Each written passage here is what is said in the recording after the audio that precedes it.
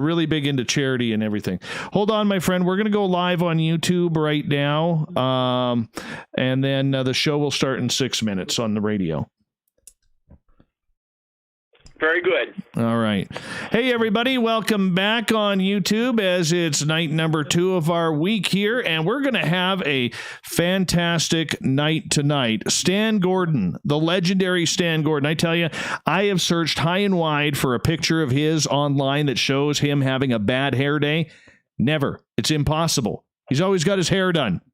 You know, I'm a little jealous of that. But, you know, I got to say, when we get a legend on like Stan Gordon and the research that he has done for 60 some years, we are lucky. We are very lucky, and this is his first time on the show tonight. I want to give a shout out to everybody who's in our chat room so far, starting off with Waylon, Renee, Deborah, how are you? Paradoxine Oxide, thank you for coming on in. Hi, Ghost66, good to have you back. Same with you, Ward. Thank you so much for coming on in. The beautiful Eva, good to have you here. Thank you so much. Lord of Land, I bow to you. There you go. You can see that on camera. The beautiful Jules, thank you for coming on in. There he is. Cable Guy Matt, everybody. Cable Guy Matt. You know what? We just got 10,000 of these shipped in via FedEx last night. These are autographed pieces of coaxial cable, courtesy of Cable Guy Matt. You could get one for free. You cannot buy these in stores, people. Hit up Cable Guy Matt for your free piece of coaxial cable today. Sorry about that, Stan. That's just one of the things that we do around here. And Brett, thank you for coming on in. Pedro Ramirez, I don't think I've seen you in the chat room before. Thank you so much for giving us an opportunity. Really appreciate that. Oh my gosh, there's a ton of people in here. Kevin, good to have you back, man. And Michael Leger, thank you for stopping back again. Always a pleasure to see you. Same as you, Chris Jarvis. Appreciate that. Prairie Fire, thanks for coming on in. Devin, Mr. Man, Mister, great to see you guys again. Patrick Noble, first time in here. Thank you so much for joining us. Welcome to SOR. Football Cat, good to have you back. Marie, you're still looking gorgeous. Still looking gorgeous. And who am I missing here? Because my screen jumped here. I think that's it. Barther. Barther L is here. Welcome. Welcome. I will go change my shirt for you, Barther. How about that? Spookles the Cat, Shanna Banana, much love to both of you. Thank you for coming on in. SJ and, Patrick Noble's listening in from West Virginia tonight. West Virginia. That's awesome. I've actually been there. That is one of the few states I've actually been to. You know, one of the few states that I've actually been to. That little trifecta there between Pennsylvania, West Virginia, and Ohio. We were out on a stand. This is kind of funny because we were out with some friends of ours going on a geocaching tour of the states of that triangle there. And we come around the corner, and lo and behold, in Ohio, what do I see? A Tim Hortons. You have no idea, being Canadian in the middle of Ohio, what it's like to see the angels and heaven open up over top of that Tim Hortons sign. It was a beautiful day. Beautiful day.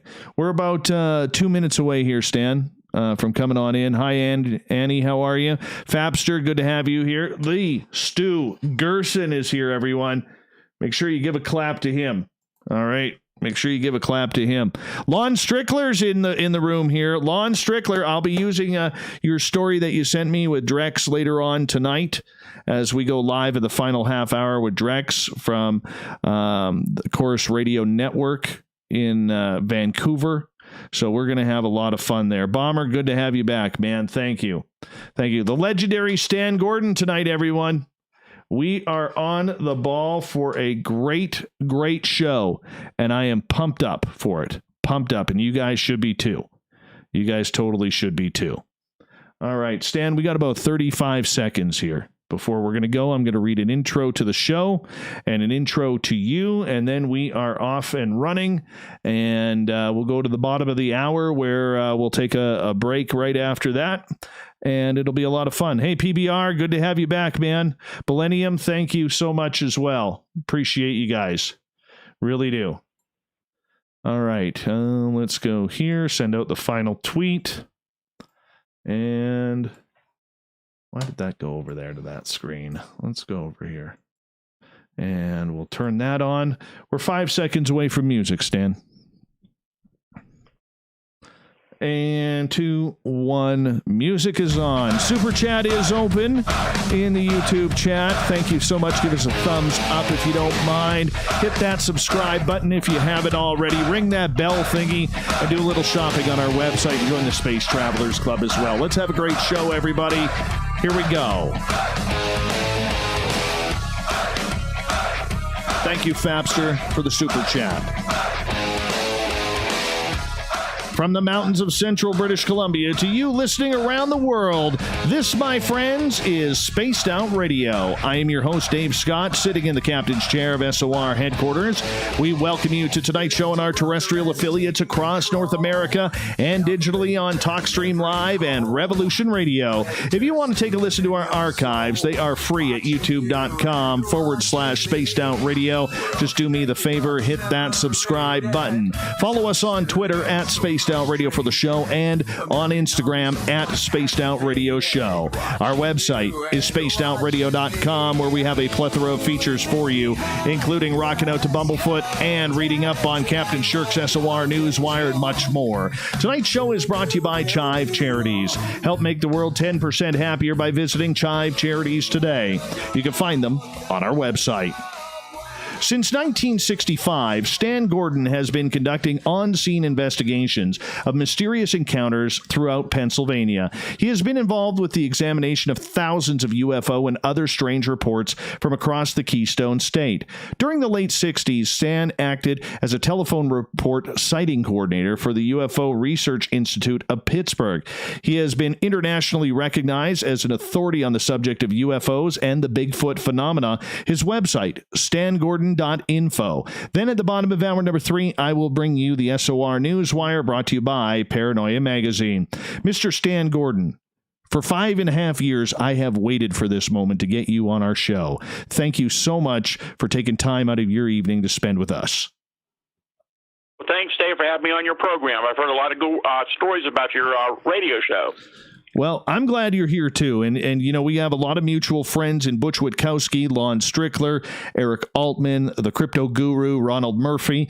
And, you know, everybody kept saying, you got to get Stan Gordon on. You have to get on. I'm like, geez, I don't know if our show qualifies for that. I really didn't know. And yet here we are. Here we are. I'm so excited about this.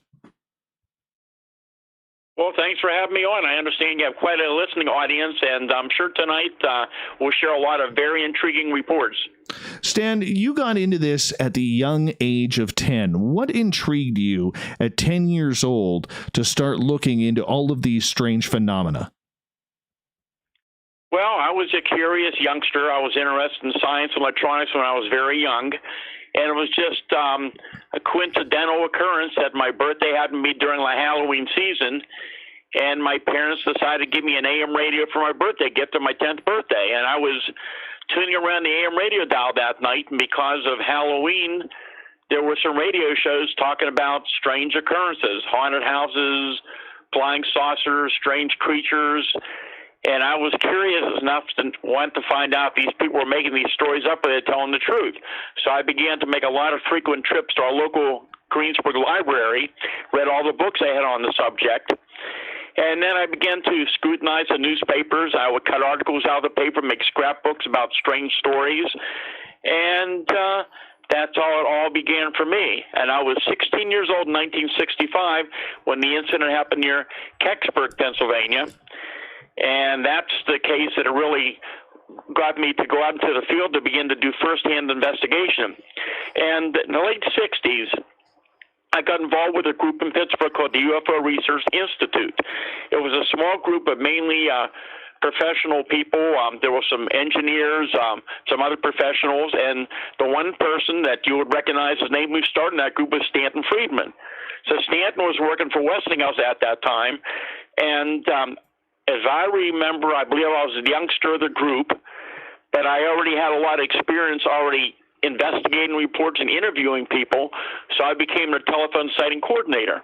So when a report would come in, it would come to me, and I would do the initial interviews and try to figure out what these people saw and decide if the case warranted further investigation.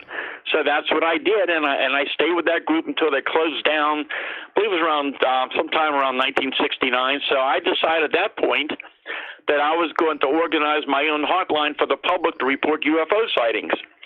And, of course, back in those days, there was a lot more ridicule than there is today. But I began to make contact with local police departments and the news media and told them what I was doing.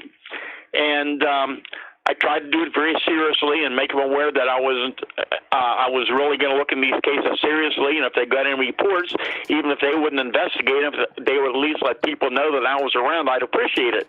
Well, within weeks after that, the telephone began to ring off the hook day and night at my house, and people were calling in about many unusual things, not just UFO sightings, anything unusual from alleged ghosts and hauntings to creatures and UFOs, and it was amazing reports coming in.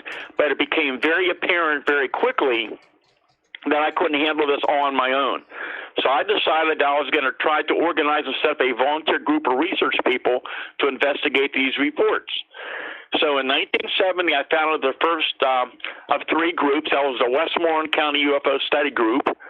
Later it became the Pennsylvania Center for UFO Research, and then we went on to found another group as well. But the initial group, we started out in Greensburg, where I live. We moved into the Pittsburgh area, and anyhow, I was surprised, actually, the people who I got involved. And it was all volunteer. I can tell you that many of the people involved did anonymously because of their positions. I had research people, engineers from, for example, Westinghouse, Gulf, Alcoa. There were people associated with some of the colleges and universities. I had police officers. I had former military people who all devoted their time, their expertise to look into these cases. And I had to set up, we responded to cases 24 hours a day. And with my electronics background, we set up a two-way radio dispatch system so we could radio dispatch some of the investigators in some areas out to the scene very quickly. And by 1973, we had extended to cover the whole state of Pennsylvania. And we were just amazed at the number of reports coming in from many different, we get many referrals from many different agencies and news media, and we were very, very busy. And that's how basically I got involved. I got to ask you, what was it like looking into this phenomena pre-internet, pre-heavy-duty media, pre-cell phones, where, you know, you're still waiting for letters of information to come in, phone calls? I mean, you were lucky if you didn't get a party line back then. It had to make life difficult. Well, it was an interesting time period. But I can tell you, being the fact that, one, yes, there were no cell phones, no internet. It was a whole different time period.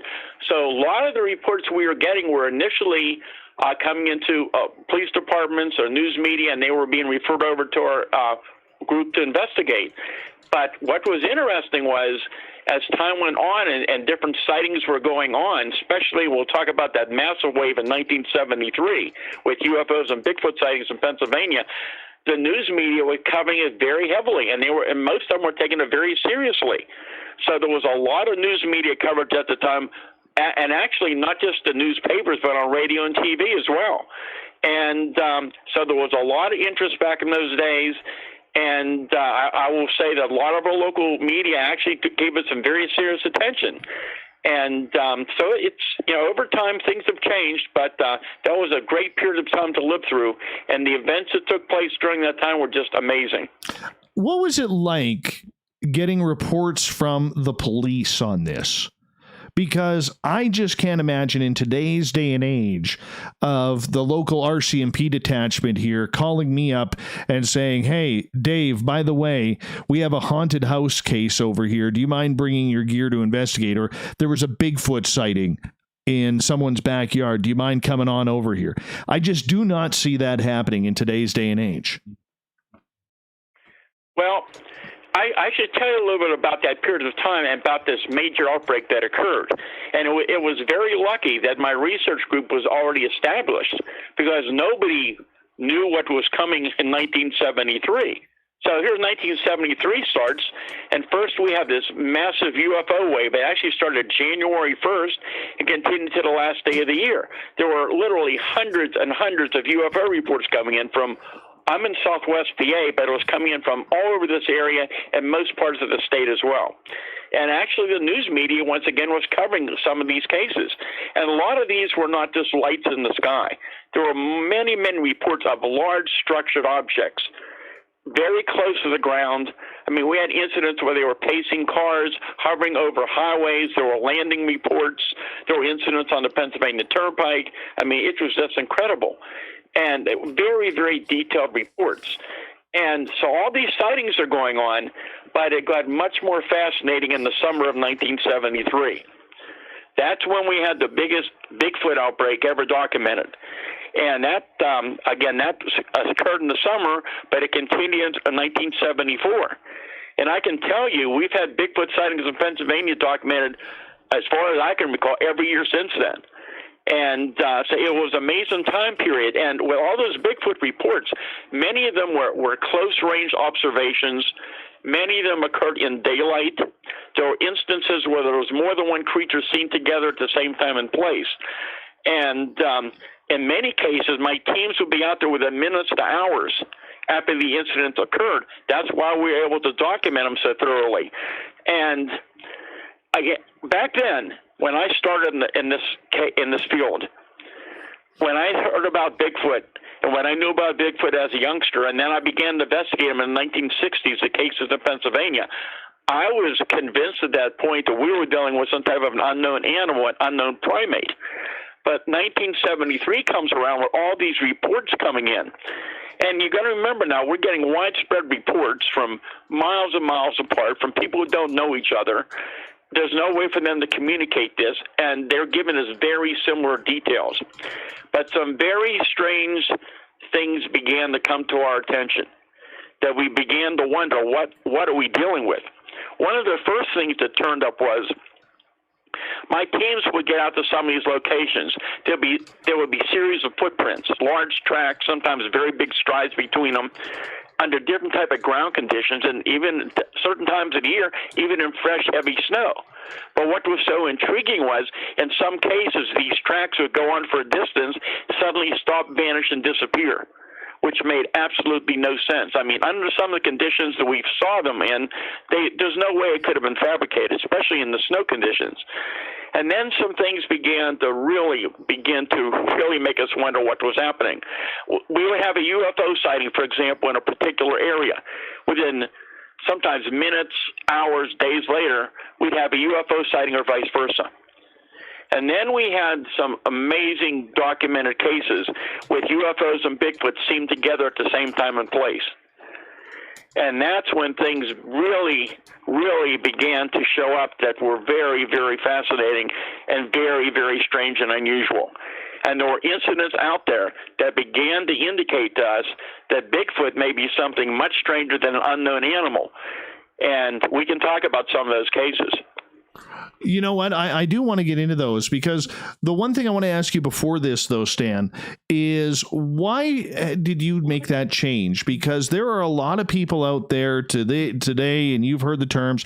They call it woo. They call it BS. That this isn't real. Those things don't happen. We got to research what's real and what's not into this fantasy phenomena.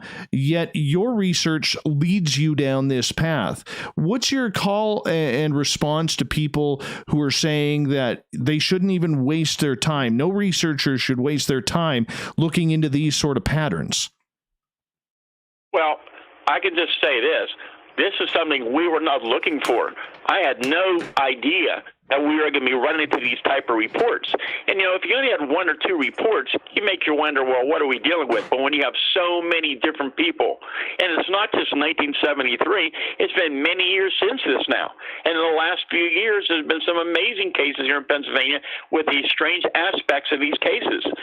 And it's just something that you have to follow the evidence. You got to follow the data that you're seeing. I had a lot of very skeptical research people work with me out in the field during this time period, and many of these people would never believe that they have not been involved. But they began to interview the witnesses. So you got to remember, we're out there soon after these incidents happen, not months or years later. You're seeing the emotional reaction of the people. Excuse me. You're seeing the animal reactions. You're seeing the evidence at the scene. You're seeing the patterns develop. And that's the whole thing. It's so intriguing that you're dealing with something that's so unusual, but we had no idea what we were getting into. And even today, I don't have the answer to what's going on. And as you hear some of these cases we'll probably talk about, I'm not trying to prove that Bigfoot, for example, is a passenger in a spacecraft from another planet. Because once again, we don't know what the UFO phenomenon is we're dealing with. Many, many years ago, I began to see a lot of data which suggested that we may very well be dealing with more than one origin to the unknown category of the UFO phenomena. I think what we're dealing with, as you hear about some of the cases we got involved in, we're dealing with a phenomena that is so beyond our present scientific understanding, nobody understands it, and I don't think our government does either. I'm convinced they know much more than they're telling us, but I think they're scratching their heads as well. They don't know what we're dealing with. Do you think there is a legitimate tie between Sasquatch and UFOs?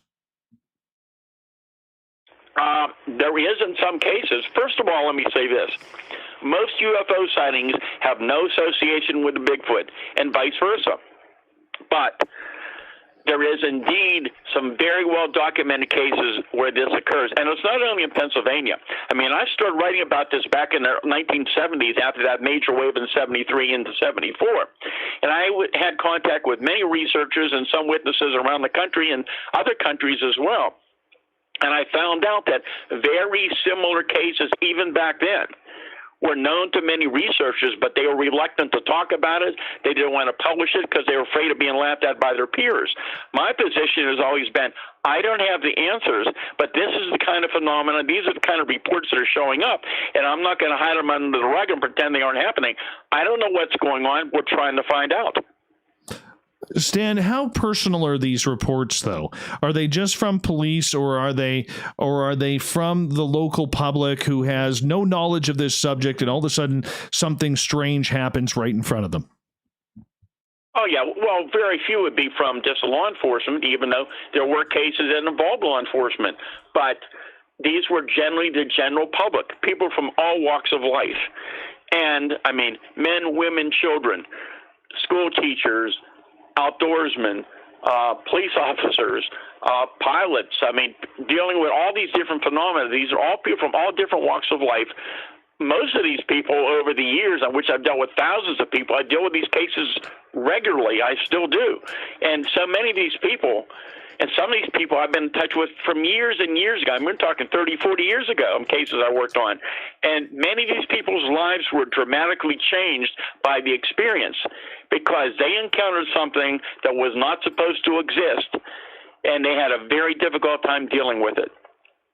That makes sense. Stan Gordon is our guest tonight on Spaced Out Radio. We got 5 minutes left before we got to go to break at the bottom of the hour. Stan, you've never had a UFO or a Bigfoot experience personally. Why continue the quest if you haven't, after 61 years, had any type of encounter?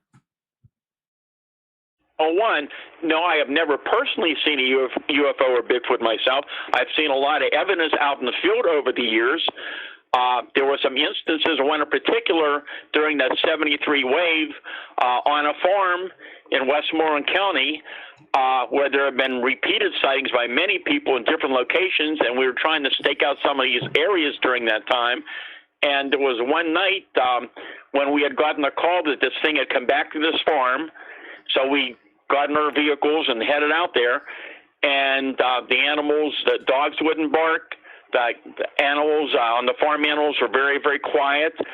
There were three-toed footprints around the barn, and it was dark, of course, and there was a big cornfield, and something apparently very heavy and bipedal was running way ahead of us already through the cornfield, making this very loud, asthmatic-like, heavy breathing sound, which we had many reports like that of these creatures actually making that type of sound, among others.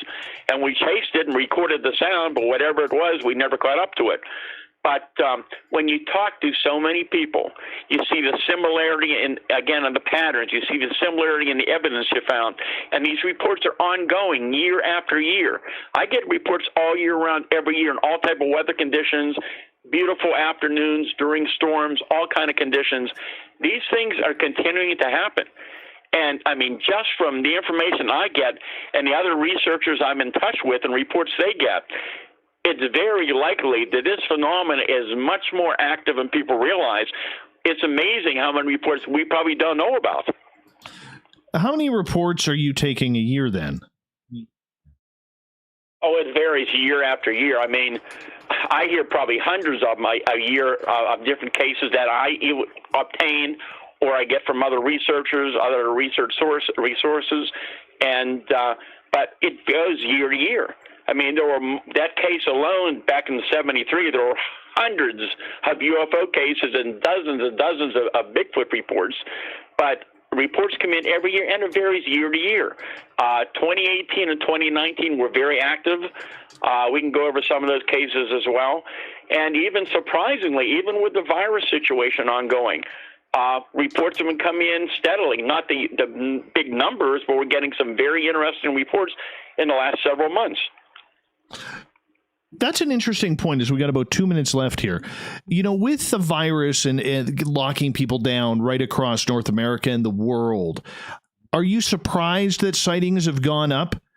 Because my thinking of it is that Mother Nature replenishes herself very, very quickly. I never really realized how much until 2017, when my area was evacuated for forest fires.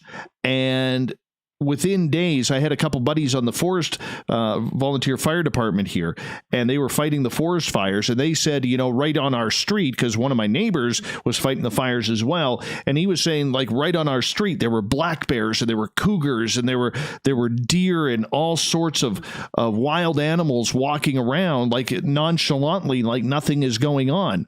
And it only took like about 5 days before the animals showed up, and we were evacuated for 15 days. Do you think this is the same thing with Bigfoot as well?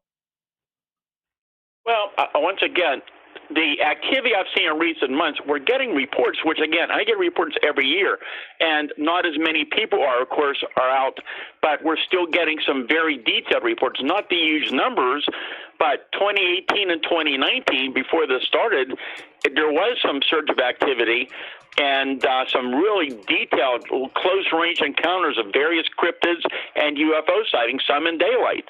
And so it's just an interesting phenomenon. Whatever they're dealing with, it appears in all type of conditions, daytime, nighttime. It's just amazing. That's right.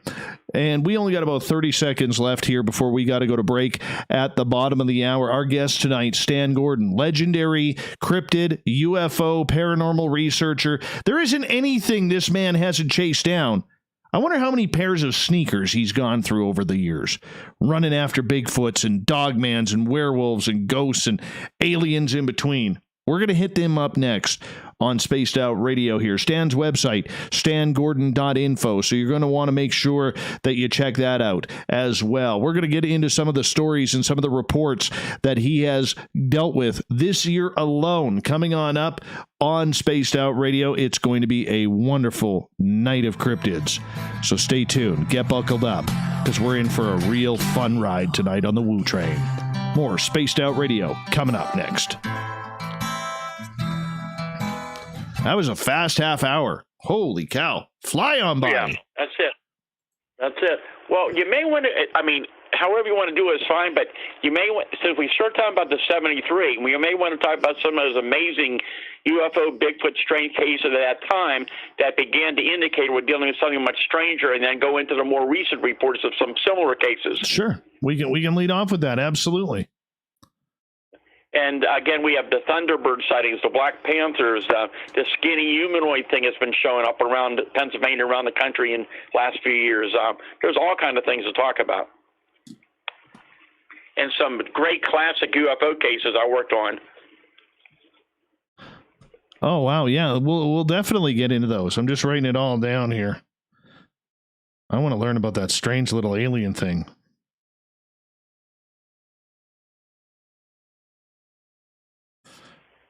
Skinny humanoid. Something I'm definitely not.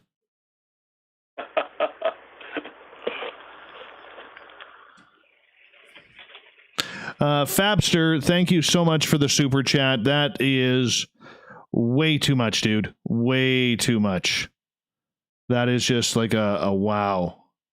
You kind of got my jaw dropped there a little bit, but thank you so much for the super chat. Really do appreciate that. Hey, we're at 100 people in the chat room so far. 100 people. This is awesome. We already hit 100, Stan, in our chat room alone. Wonderful. They're all checking out your hair. Just saying. Once you get to know me a little bit, my friend, you will know that one of the prides we have on this show is talking about who has great hair and who has a great beard and mustache. We enjoy that. That's why we enjoy. Sounds like a lot of fun. Oh yeah, well, you got to be a little bit different. You got to be a little bit different Definitely. At times, and we enjoy that. It adds just a little bit of humor, and everything. So, anyways. Oh, man. We've got about, let me see here, 3.5 minutes, just under 3.5 minutes.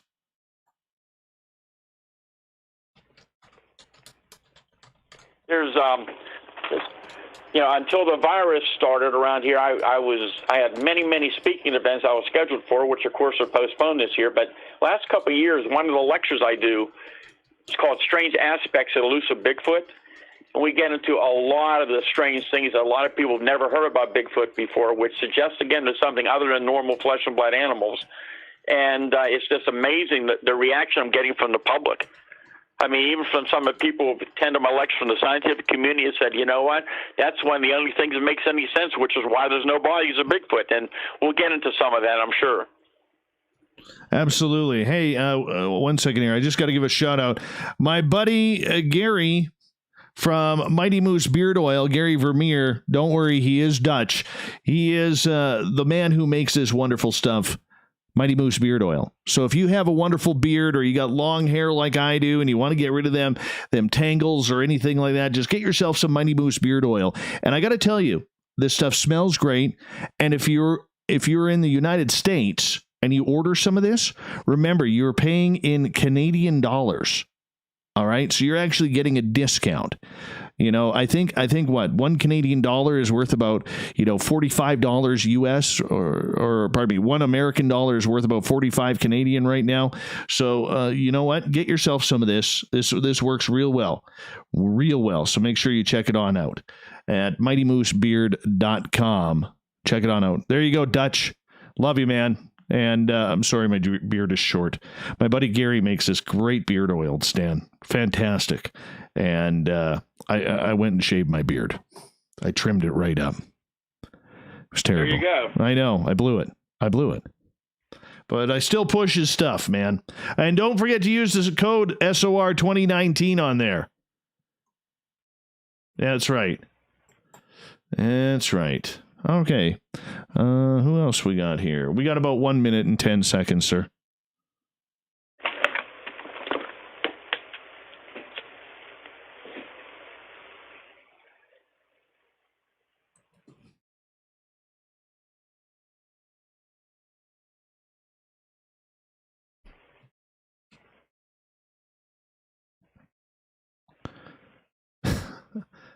All right. Hey, Persevere. It's very organic. It's all natural. There's no chemicals in it. No chemicals whatsoever. And hi, Manitoba Becky. Good to see you back after a few days. Really appreciate that. I thought you'd be back in the show last Wednesday when we actually had a guy from Winnipeg telling ghost stories. You missed that one, Manitoba Becky. Anyways. Stan, we got about 20 seconds. Thank you to FAP for the amazing super chats. Human Carl, one of our favorite veterans who listens to this show, thank you so much for your service and for everything that you do, my friend. I really appreciate that. And don't forget to give us a thumbs up, ring that bell thingy, and hit the subscribe button and check out our website, spacedoutradio.com. Here we go with the second half hour.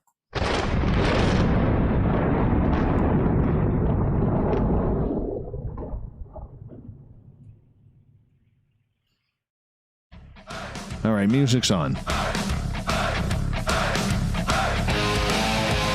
Welcome back to the second half hour of Spaced Out Radio tonight. I am your host, Dave Scott, sitting in the captain's chair of SOR headquarters. Thank you so much for spending the time with us. We want to remind you that if you missed portions of this show or others, you can check out our free archives by going to youtube.com/Spaced Out Radio. Do me the favor, hit that subscribe button. Our website, spacedoutradio.com, has a plethora of features for you, including rocking out to Bumblefoot and reading up on Captain Shirk's SOR Newswire, and follow us on Twitter at Spaced Out Radio for the show, and on our new Instagram page at Spaced Out Radio Show. Tonight we are talking with legendary researcher Stan Gordon. If there's a question about anything weird in the sky, on the ground, in the water, and haunting your house, this is the man who's probably investigated it. His website, stangordon.info. If you want to check it on out, I highly suggest you do. Mr. Gordon, welcome back. Thanks very much. We're back. Thank you. All right. Let's get right into it. Let's go back to my birth year, 1973. UFOs, Bigfoot, they're joining up almost like a wrestling tag team here in the state of Pennsylvania. What was going on? Well, let me give you an example of a few of those cases, and you'll find one interesting because I believe you said you had friends up in Beaver County, Pennsylvania. I sure did. Okay, well, September 27, 1973, this was one of the cases that began to open our eyes. There were two witnesses out in the rural area of Beaver County. They were waiting for a friend to come by to meet with them. They see this 7.5 foot tall, huge, hairy Bigfoot with white hair. You don't hear about the white hair ones very often, but you do get some reports. It's running across the road towards the woods, but in one of its hands, it's carrying a glowing ball of light. And as it runs towards the woods, a short time later, this object comes across the sky, projects a beam of light down into the woods where the creature ran into. That was one of the fascinating cases, and that's another phenomena we can talk about a little later on in the program. We're getting more and more reports, especially in recent years, from across the country and here in Pennsylvania, from people in the Bigfoot community who are reporting going out to areas looking for evidence of Bigfoot, but they're seeing strange light phenomena, small spheres of light, and other light phenomena as well. And some other case from 1973. It was one particular case, and it's a long, long story. I'm just going to give you the more brief aspect of it to cover the main account. This was October 25th, 1973, up in Fayette County, Pennsylvania. I'm sure you'll hear me talking about Fayette County and the Chestnut Ridge quite a bit this evening. And I remember that time period very well. October 25th, my hotline, many UFO reports are coming in for 24 hours from across the state. But I received a phone call about 10:30 that night from a state trooper from the Uniontown Barracks who had just come back from investigating this incident. He sounded a little nervous, and he indicated that he thought there was something that may still be up on the farm, and he asked if we could get a team together, get up there as soon as possible. So we did. We got our equipment together. We got our radiation gear, our other equipment, our radios, and found our way up to Fayette County during the early morning hours.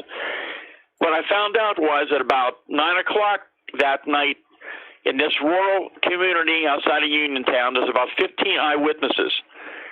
And the farmer's son was coming out to visit his father at his dad's farm where this was taking place. He sees people standing outside and people looking up in the sky, and here's this object, a big red sphere about as big as a barn, about 100 feet off the ground, and slowly, it's hovering and then slowly moving downward. So to get a better view of this thing, he decided to go up to a friend, a neighbor on the hill, to get a better look.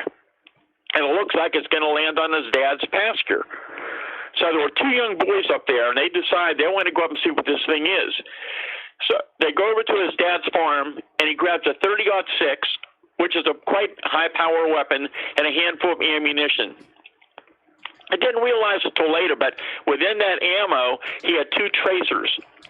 So those of you out there that hunt, you know you just get that luminous trail when you fire that tracer. As they're going down towards the pasture in that direction, down the farm road, the dogs in the area are carrying on tremendously.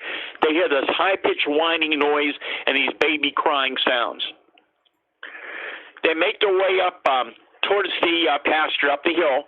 They left their vehicle running with the headlights on, but they noticed that it looks like something's draining the power from the headlights that they had never noticed before. And they finally make their way up to the top of the hill, and they're standing and looking across to the pasture, and they're just amazed at what they're seeing. About 250 feet away, this object is now on the ground or right above it. But now it's not a complete sphere. It's a big white dome, like a half a sphere. It's bright white now. There's this high-pitched whirling sound coming from it, and it's illuminating the surrounding area. So they're just standing there watching this thing, trying to figure out what this thing might be. A short time later, they notice about 75 feet away there's a barbed wire fence. And along that barbed wire fence are these two tall, huge, hair-covered creatures, one behind the other, slowly walking in their direction. So the fence post is about 6 feet tall. The first creature's about 8 feet tall. The one behind them is about 7 feet tall. They're bipedal. They're covered with long, dark, matted hair hanging down off the body. They have no neck. The arms are so long, almost touching almost down to the ground. They have luminous, glowing green eyes. And they're making these whining, baby crying sounds. The creature in the front was kind of a pattern to it. It would take a long stride, go to the next fence post, make like a little crying sound, as though to signal to the smaller creature behind it to move up to the next post. And they kept moving in the direction of the three witnesses. The one young fellow was so shook up, he ran out of the field. The other one starts yelling at the older fellow, "Shoot him, shoot him." The guy takes his first shot. The first shot is a tracer. He had that luminous trail. He fires the second tracer, and when he does, the largest of the two creatures makes this loud whining, crying sound, reaches out with its hand as though to grab the tracer, and the same moment it does that, that big object in the field vanishes and disappears. It doesn't rise from the ground, it's just gone. Most of the luminosity is gone. The sound goes away. The creatures turn around, start walking back along the fence line, back towards the woods.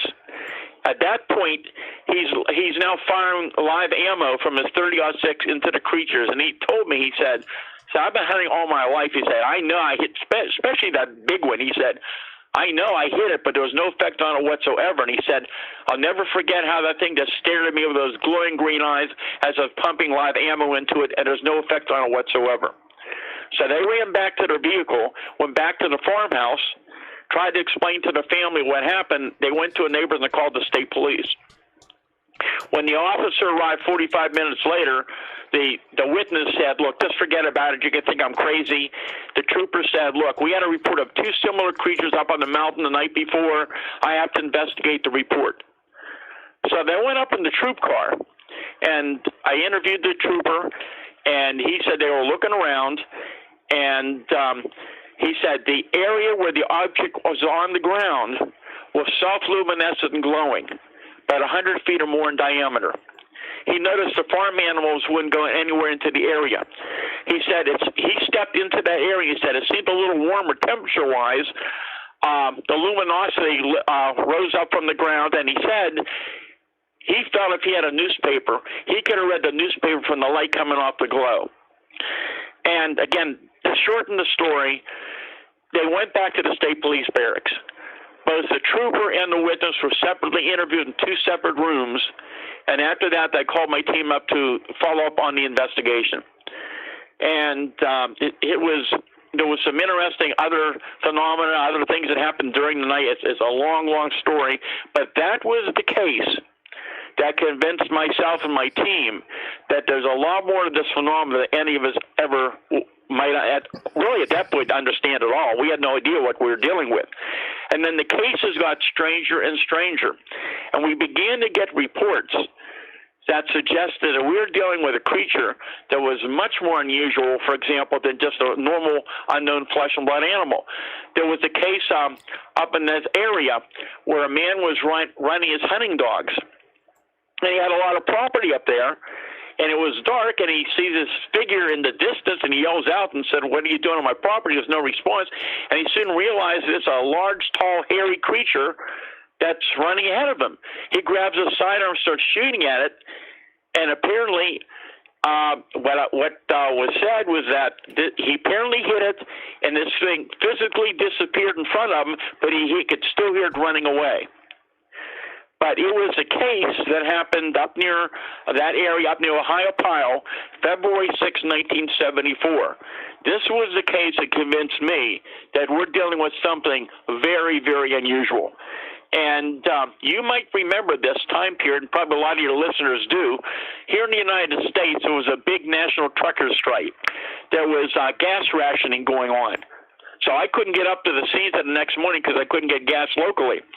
And what I found out was that this woman that the sighting focuses on, she's lived in the mountains all her life. She knew animals very well. She was a very good shot. And she had a little cabin home way deep in the mountains.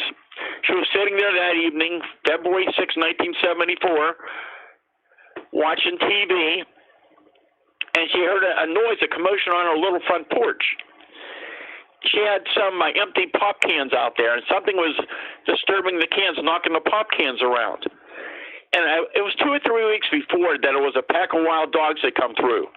So she thought, I bet you those dogs are back. And she thought, you know what, I'll just grab my shotgun and I'll just fire over their head and scare those dogs away. So she grabs her shotgun, loads one chamber. She walks over to the wall to turn on the switch for the porch light. She goes over to the front door, opens up the porch door, steps out. No dogs, but only 2 or 3 feet in front of her is this huge, at least 7 foot tall, hair-covered creature. And as soon as she turned the light on, it raised its arm straight up over its head. And what does she do? She pulls the trigger and fires right into it.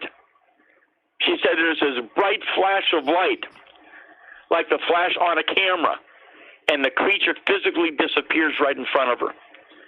Now, the interesting part of the story is this. Her in-laws lived about 100 feet away. They heard the gunshot. The caller asked her, "What are you shooting at?" She tried to explain to him. Her son-in-law grabs his sidearm and starts walking down that dark road. As he get closer, he said he was surrounded by 4 or 5 hairy people with eyes like coals of fire. Took a couple shots at him, ran into the home. A short time later, they noticed this bright object, like a big Christmas ornament, hovering over the woods at the same time. That's when they called the state police. Well, interestingly, because of this trucker strike and the violence going on at that time, the National Guard and the state police were patrolling together. So you had some members of both the National Guard and the state police that responded to this incident. Once again, I couldn't get up there the next morning because I couldn't get gas, but we were up there early the next day. I talked to the primary investigator, one of the troopers, and he said, by the time they got up there and found the place, everything was back to normal almost. He said, whatever happened, something was very strange that occurred there. That, he said, he based on the animal reactions, and that's something I have seen. And they had several big dogs, and he said when they got up there wasn't a sound. These dogs wouldn't make a sound. They wouldn't move. And I think one of the dogs was an Eskimo Spitz. It was in a cage, and he said, I opened up the cage and tried to pull that dog out. Dog wouldn't move. Should have ripped his arm off. Didn't make a sound. The horses, the cattle, there were other reactions being reported on the farm that were just very unusual what happened that night. When I got up there the next morning, the dogs were very, very noisy, a lot of barking going on. Everything was back to normal. When we got there, we started interviewing people. We were searching for evidence.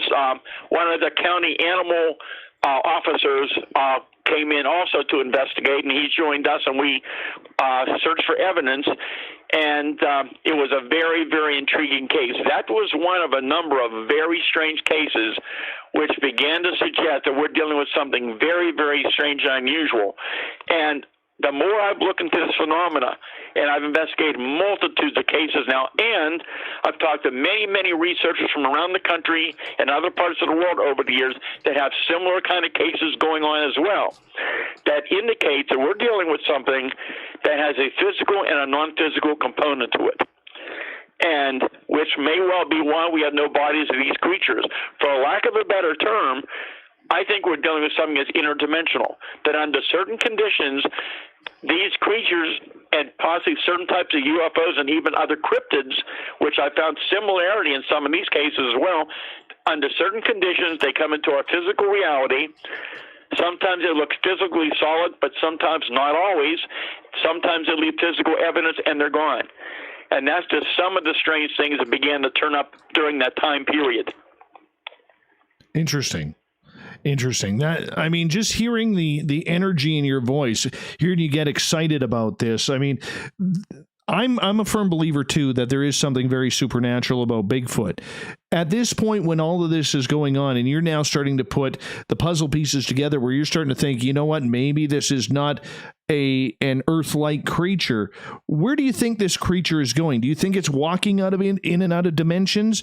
Do you believe that it is walking or has the ability to cloak itself by some sort of pixelation? You know, there are so many variations in the reports we've had. And, I mean, many of these cases with Bigfoot, these things are, I mean, look physically solid. But in some cases, we've had incidents where there's a shimmering effect. Sometimes some people only see sections of the body. Sometimes some of the body's out of focus. There's so many, many different accounts.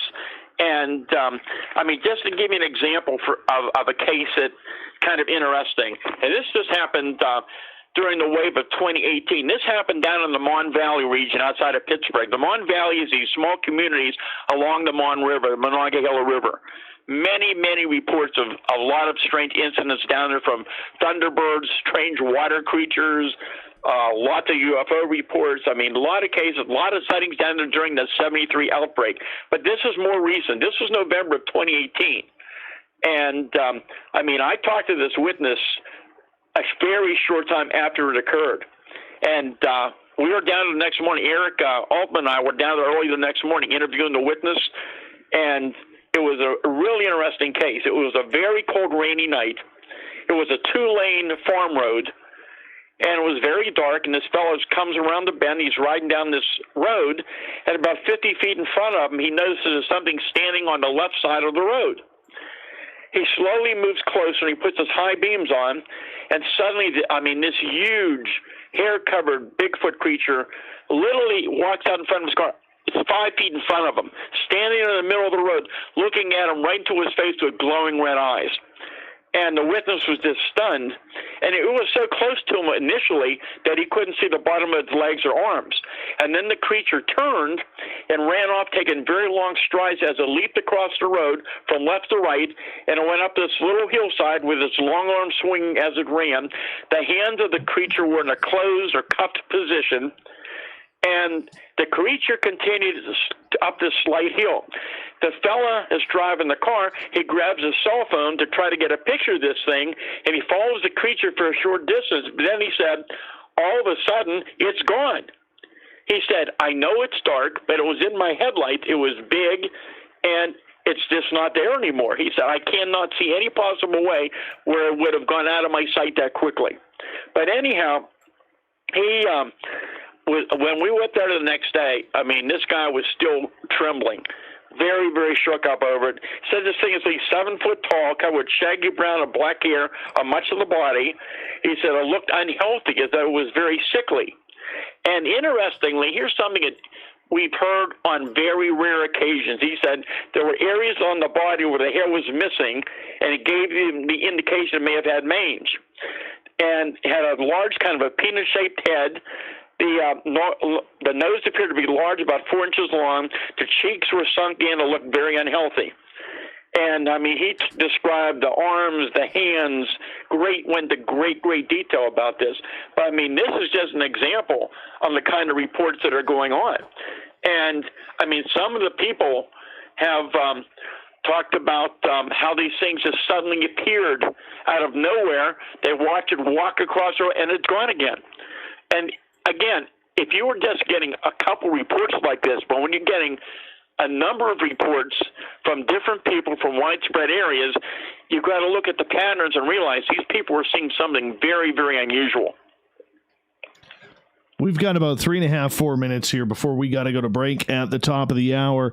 The legendary Stan Gordon is our guest tonight on Spaced Out Radio.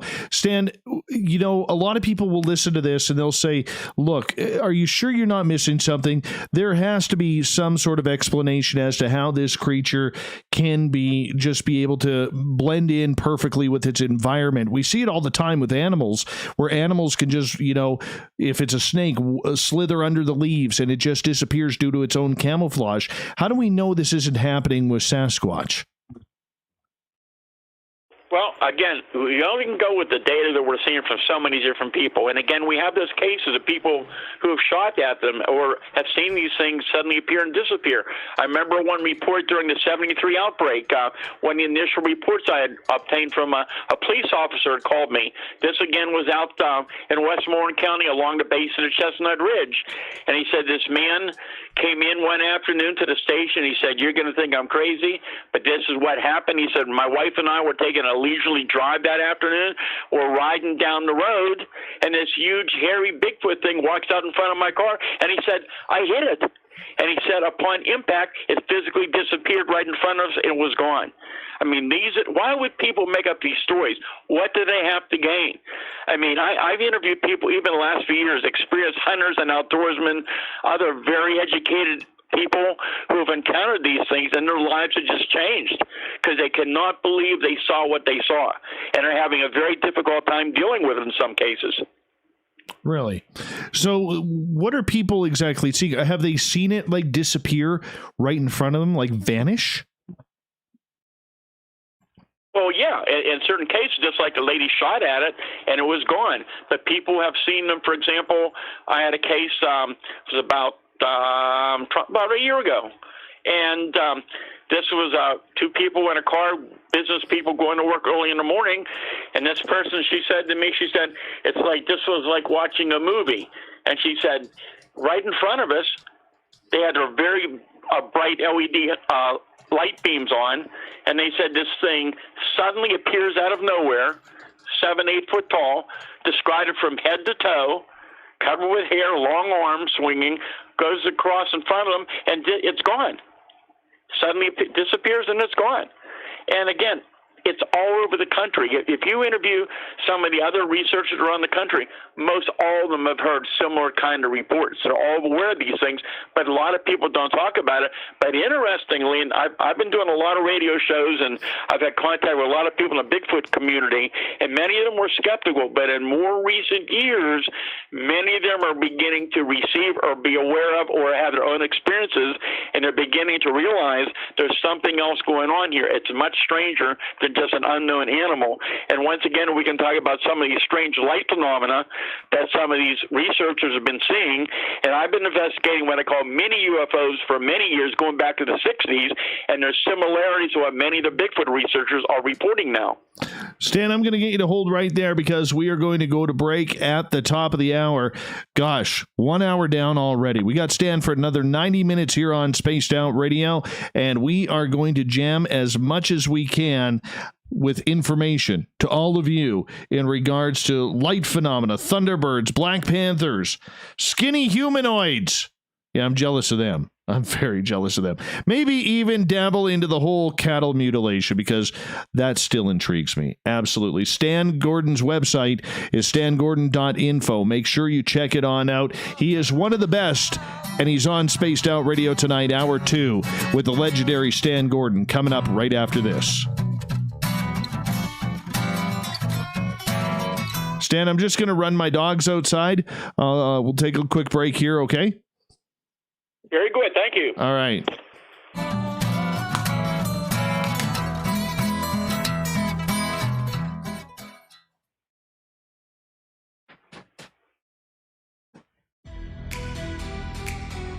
Are you an experiencer of something strange that can't be explained? Do you want help finding out what's going on? I'm Ryan Stacy, head of the Experiencer Support Association, otherwise known as TESA. We've teamed up with Spaced Out Radio to investigate cases filled out in the SOR Sightlines report. We are independent and there's no cost to what we do. All we need is your experience. Let's find out what's happening together on the SOR Sightlines report. For the price of 1 cup of coffee a month, you can become an SOR Space Traveler. The Space Travelers Club is a place where you can interact with other listeners, either live during the show or on our great forum. We want your stories, pictures, comments, and ideas. You'll get live video streams, exclusive content, and be a part of our newsletter. Stay in touch with everything SOR. The Space Travelers Club is just $5 a month at spacedoutradio.com. The party is always on at the Moose Vancouver. The Moose Vancouver is where you want to be when visiting Canada's West Coast. Open until 2 a.m. nightly, the Moose cranks up the rock while serving some of the best rated food in the city. The menu starts at $6.95. Why party anywhere else in Vancouver when the Moose is right there?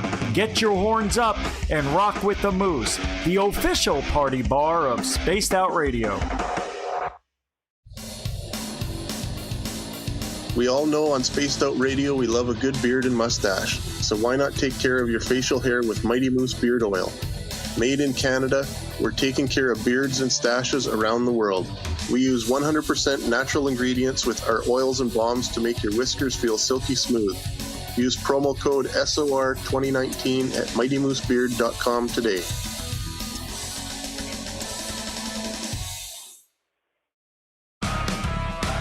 Get your horns up with me on Spaced Out Radio. This is Ron Bumblefoot Thal. Come tune in to SOR where you can hear me rock out with Little Brother Is Watching, the official theme song of Spaced Out Radio. And then come on over to bumblefoot.com where you can find out about my tour schedule, my music, and everything else. Bumblefoot.com keeps you up to date on what I'm doing and the best way to stay in touch with my music and music camps.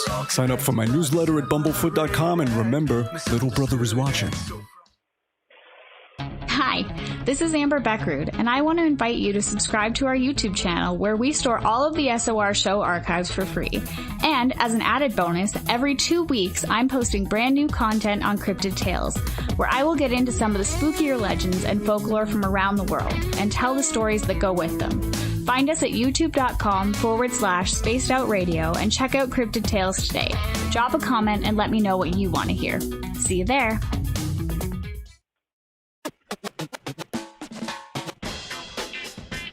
The SOR Vault is open for business, and do we have some cool swag for you to pick up? All you have to do is head over to our website and click on the SOR Vault. You have a variety of cool logos to choose from, and put them on anything you want.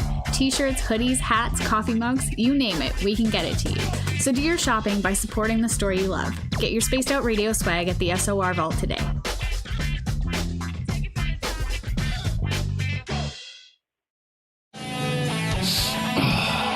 I'm feeling a little spicy tonight. What to do? What to do? Why not get Bumblefuck? 4 million Scoville units of pure hard rock. All right, Stan, I'm back. Bumblefoot hot sauces. We've got just under 3 minutes left. Okay.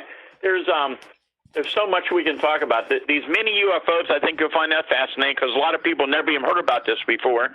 Yeah. And I can even get into, if you want, that some of the initial studies years ago, I began to look into the background of some people who have these experiences, and some is kind of interesting. I mean, there's people from 40-some years ago, I'm still in touch with that, probably 40, 50 years ago, and I've kind of watched what's happened through their lives and the similarities, and some of these people have had reoccurring experiences. It's kind of interesting.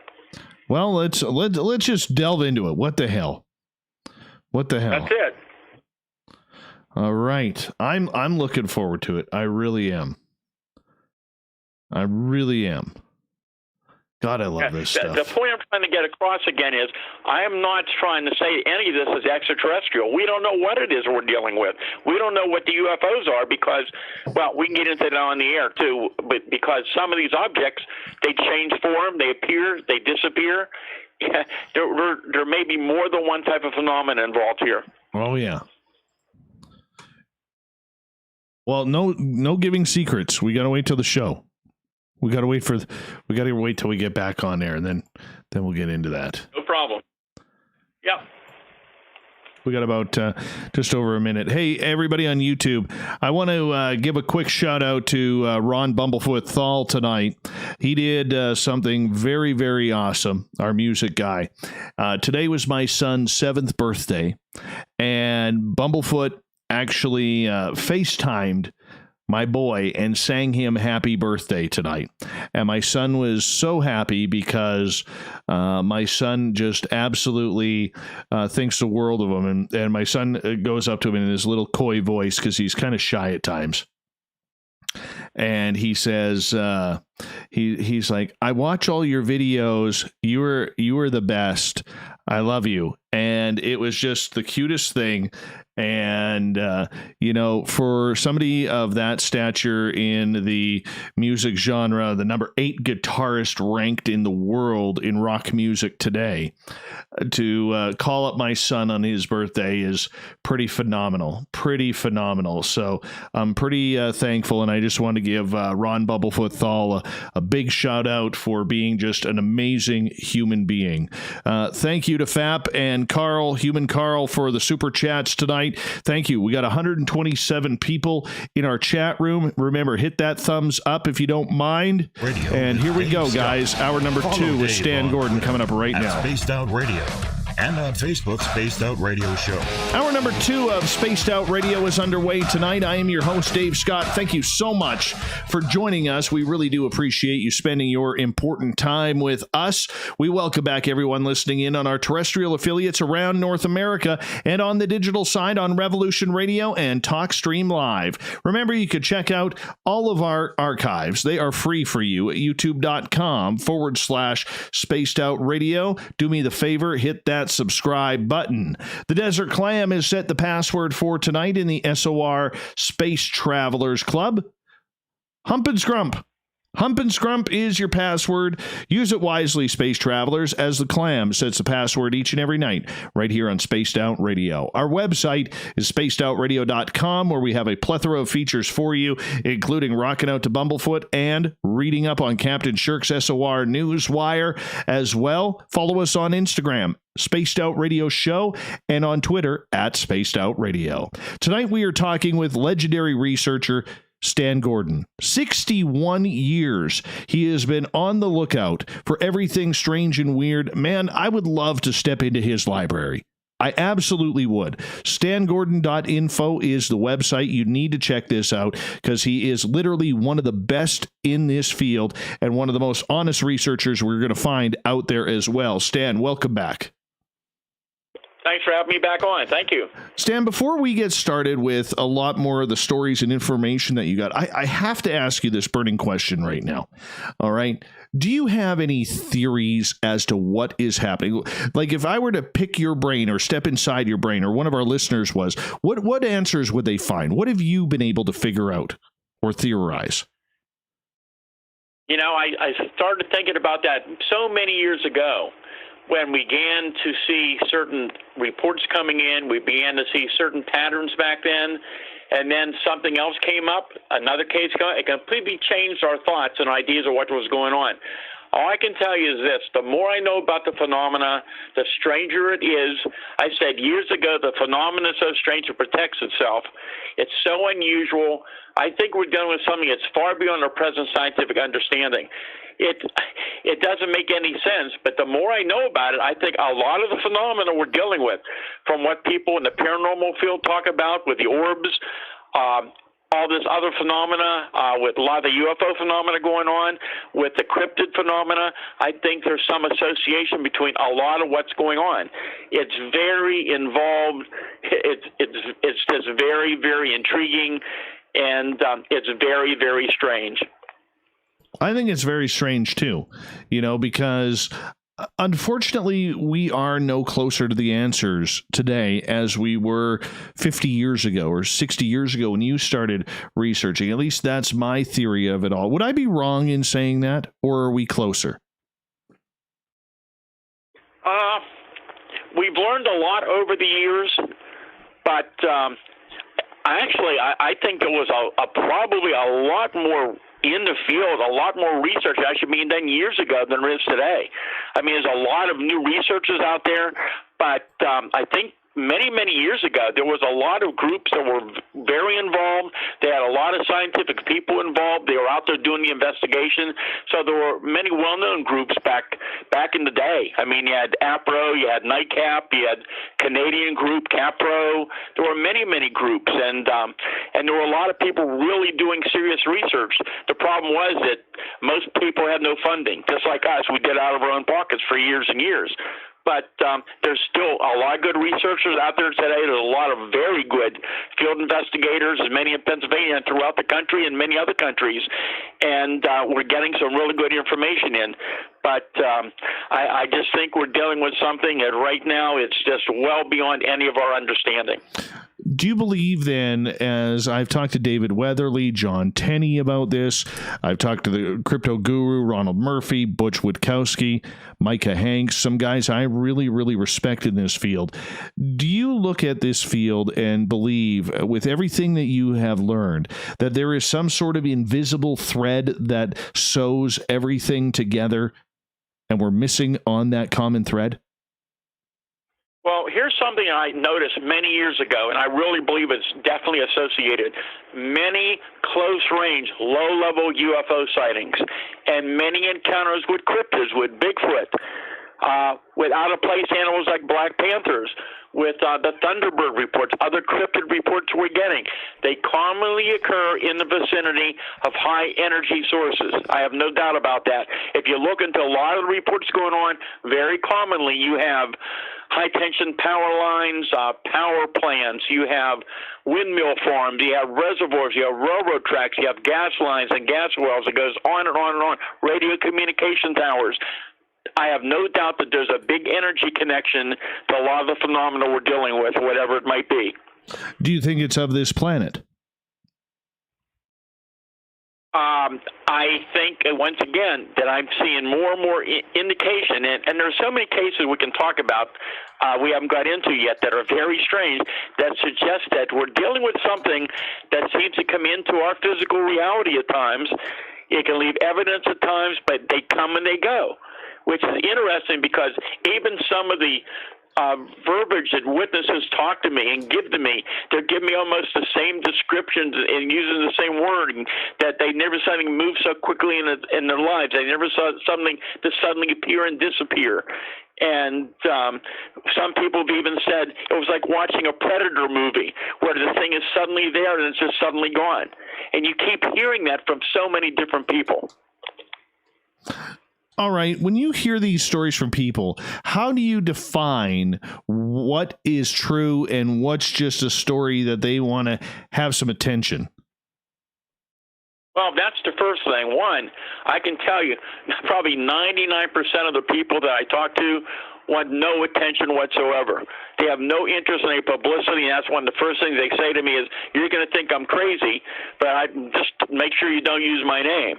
And I mean, why would police officers, pilots, educators, engineers, scientists come to you? And many of these people, I mean, I've interviewed some of these people in the last few years, some hunters and outdoorsmen who spent their lives out in the woods. And I mean, I sat there face to face with a couple of these guys, and they're almost in tears because they encountered creatures out in the woods that are not supposed to exist. And they're having a terrible time dealing with it in some cases. And they were just glad to know they weren't the only one that were seeing these type of things. So that's why there's not a lot of publicity on all the sightings that are going on all the time, because the majority of witnesses do not want to get involved publicly or talk about it. And these people, when you talk to them, and the interesting thing is when you go out soon, in a lot of these cases, you're on the scene soon after it happened. You see the emotion, you see how they respond, you see the evidence at the scene, you've seen the animal reactions. There's things there that other people are confirming the same type of details. And that's what makes it so exciting and so interesting, because these people have no way of knowing some of these little details. Question coming from our YouTube chat, or pardon me, from our Facebook chat from Paisley, who is asking, how far have you traveled to investigate some of these creatures? I deal mainly, over the years, I do mainly in Pennsylvania. I've interviewed a lot of other people in other states, but it's so busy here. I mean, constantly it's busy in Pennsylvania. And I mean, thousands of cases going on for years and years and years. So basically my research groups, when I had them, and I've been working as an independent researcher since I believe about end of 93, but I'm keeping contact with many other research people out in the field, many other investigators. And so it's busy enough just trying to handle the many sightings here across the state of Pennsylvania. Well, you live in a weird place, man. I'm not going to lie. You live in a weird place, and I mean that with a lot of respect and love to a lot of people that I know that live in that area personally. I got to ask you, in regards to the sightings that we have had in that area, I mean, it seems like you have a gamut of everything. You have UFOs, you have Bigfoot, you have these Thunderbird-like birds flying in the sky. Black Panthers have been seen. But right before the break, you mentioned these really weird small light phenomena, UFOs, that have really intrigued you. What's up with those? Yeah, I call them mini UFOs. I started investigating them back in the 1960s. And they're really intriguing because they're small. In most cases, they're only a few inches, about a foot or two in diameter, even though there's some reports of some other different descriptions of them as well, some elongated and some even stranger. But the interesting thing is they've approached very close to people, no indication they're harmful to people. They've entered people's homes and cars through open windows. Sometimes these spheres of light have actually been inside of people's homes, and they've gone right through the walls. We've had many cases where they paced vehicles. I remember many years ago up in northern Pennsylvania, there was a woman I interviewed, and she told me how one morning she was in her kitchen cooking. The window was open, and one of these little spheres came into the kitchen and was floating around. And her reaction was she grabbed a broom, began to strike at it. She said it broke into two identical little spheres. They floated around and went back out the window. I've had cases, again, where these things have come into moving vehicles. I had a case several years ago, a beautiful afternoon. This was on, I believe, I-80 up near State College. Fellow was riding around this nice truck going down the highway when one of these small spheres is pacing him along. The passenger side window was down. It was pacing the truck. It entered into the cab of the truck. It floated all around the side of the cab, came right up to his leg, and then it went out through the cab of the truck and disappeared. And some of these are just bright light sources. Some of them are solid, look metallic. Some cases are transparent. You can see through them. And these reports continue year after year. But what makes it also very fascinating is I told you about the case that happened in Beaver County back in 73 where the creature was carrying the ball of light. But there are other cases like that, including one that happened just in May of 2019. And this was in Allegheny County outside of Pittsburgh. During the early morning hours, this fellow happened to look out his back window. There's a lot of woods out there, and he sees a small Bigfoot. We've had reports of small ones, about 4 to 5 feet tall. This thing was covered with dark hair, long hair on the head and the back of the creature, and he's watching this thing walking across the road, the arms extended almost down to the knees, and you see the arms were swinging. And as it moved into this particular area of woods, it went into this area of woods, and he said as soon as the creature went into the woods, about 3 seconds later, at exactly that same location where the creature had entered, a bright sphere of light, about 3 to 4 inches in diameter, suddenly appeared. The witness said it was similar to like looking directly into the front of a flashlight. It was only a few feet above the ground. The light moved a short distance for about 3 seconds and suddenly vanished. About several seconds later, though, the light reappeared about 10 feet away, and this sphere emitted a bright beam of light about 10 to 12 feet long. Then the beam disappeared, and the object vanished and disappeared. But what you're also hearing in more recent years from across the state, and again, other states, I'm hearing this from many people in the field, is that Bigfoot researchers are encountering these strange lights in the trees, very close. In some cases, some witnesses have told me that they're seeing what look like huge, oversized fireflies or lightning bugs. and they're in big clusters, swarms of them. And I've heard of one or two people told me they approached them. Every time they tried to approach them, they moved away. Interestingly, these swarms of fireflies, as they moved, would illuminate the surrounding area as they moved. And so that's something that's becoming more and more common from different people in the field I've been talking to. Excellent. Stan Gordon is our guest tonight on Spaced Out Radio. I have to tell you, Stan, our YouTube chat hit a new record high tonight with you so far. Right now, there's 147 people in there. We topped out at 152, and that broke our old record by 11. So that's kind of cool. Thank you so much for that. And congratulations on that. Well, Great. 152 people in a chat room, man. I've never seen my chat room scroll that fast before. Ever. I couldn't keep up. I'm missing questions now. It's awesome. Just awesome. All right, Stan, in regards to the whole light phenomena that these little UFOs are causing, are people experiencing anything like breaks in time? Are they being abducted by these little things? Are they being attracted to follow them into different areas where maybe there's larger craft? Now, there's all kind of stories. Again, even sightings in daylight. Some of these encounters have been at very close range again. Sometimes these things appear in people's homes. Here's another interesting case, and again, very recent. This was November of last year. This, again, up in Fayette County. I talk about it a lot, but sightings going everywhere, but a lot of intriguing reports from Fayette County, especially along that Chestnut Ridge area. This was investigated by one of my associate researchers, Jim Brown, and this occurred in early November of last year, and it was about 4:30 in the afternoon, so it's daylight. And this fella is riding down the road, on a back road, and as he comes over to the top of a rise, here's this ball sitting on the ground, on the road, blocking the road, so he couldn't get by unless the sphere was moved. So it's about 2 feet across, was blocking the road.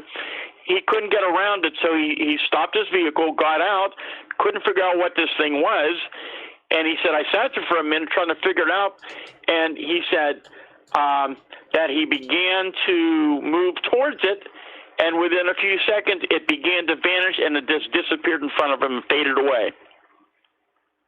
Interesting. That just intrigues me. And we don't know what's causing these. Because I have to tell you, if you've never seen fireflies for the first time or at all in your life, it's weird enough to look at those. I only saw fireflies for the first time, I believe it was in, going back to 2006 or 2007, the first time I ever went to visit my friends in Pennsylvania. And I'd never seen them before, ever. And it was weird because I'm seeing all these flashes, and I'm like to my friends, what's that? What's that? And they're like, what's what? That little flash of light. And I hate to say it, but at 35 years old at that time, I was running around his backyard like a small kid trying to catch one of these things to see what they were like. And now you're telling me they could have been aliens. Well, alien in the sense that we don't necessarily mean to say that they're extraterrestrial. We don't know what we're dealing with. That's what's so mysterious about the phenomena. But here, just to give you an idea of the small, little, whatever we're dealing with, here's a variation. It's even stranger. This occurred, this occurred about 2 years ago. And this was down, actually in October 2017, as I recall, in Fayette County, but this is down towards the Mon River area. It was early morning, and the man got up to warm up his wife's car to go to work. So it's all illuminated. The whole drive area out there is illuminated where the car's parked. He walks down the steps. He looks towards his wife's car, and something about 10 to 12 feet away is behind the right bumper. The lights were on. The area around the car was all well illuminated. He said that what he saw, this object was about 2 feet tall, shaped something like a haystack. The object was translucent and shiny in a milky white color. There were like vertical ribs that seemed to be superstructured and looked kind of like chrome straws, but you could see through the translucent structure. The object was gliding about 1 to 2 inches off the ground and was motionless when he first saw it. Whatever the object was, after several seconds, apparently it must have detected he was so close, and it suddenly zoomed extremely fast across the driveway to the left side of the car, then made a perfect right angle down in the dark towards the driver's side of the car, and he never saw it again. And he has no idea what this thing was. No, that's just weird. That's just absolutely weird. Now, have people been followed by bigger craft after seeing these? After seeing the small objects, do you mean? Do they see something larger? Yes. No, I can't think of any pattern like that. I mean, I've worked on hundreds of very low-level, close-range UFO cases, not high-up lights in the sky, which there are many, but very, very detailed accounts. And I'll be glad to tell you about some of the classic cases I've worked on. We got about 3.5 minutes. Could you share one with us before we go to break? Yeah, probably one of my favorite cases, among others, was an incident that happened September 3rd, 1987, actually only miles from where I live on a major highway, Route 30, 4-lane major highway in Greensburg, PA. Back then, we had the Green Gate Mall there, which is no longer there. It's a Walmart now. And early evening, numerous witnesses, including some law enforcement people, they observed this object. It's a huge metallic-looking cigar-shaped elliptical object, hundreds of lights on it, completely silent, probably estimated to be about 300 feet long and maybe 300 feet off the ground. It's moving along the high-tension power lines. It crosses Route 30, and there's a power substation there, and as this huge object is moving horizontal across the sky, it suddenly turns vertical in the sky, and when it does, all the power in the area went out. And later, when the engineers went to try to figure out what happened, they found that all three of the master fuses in the line by the annex of the mall had been burnt out, and apparently something is just unheard of, and they were pretty concerned over whatever may have caused that. So that was a very interesting case. No kidding. No kidding. When people are having these cases happen to them, and they're just run-of-the-mill everyday people, like people listening to this show right now, you know, what is their reaction to this? How is this affecting them both physically and emotionally? It all depends on the type of case it is. Now, with a case like this, I mean, it's just the fact that, one, a lot of the witnesses didn't want to publicly talk about it because of their positions, and they were stunned by what they saw. But it's a lot different if you're confronting a huge 7-8 foot tall hair-covered creature only a few feet away from you, or some other type of strange cryptid. It all depends on the situation and what we're dealing with. Really?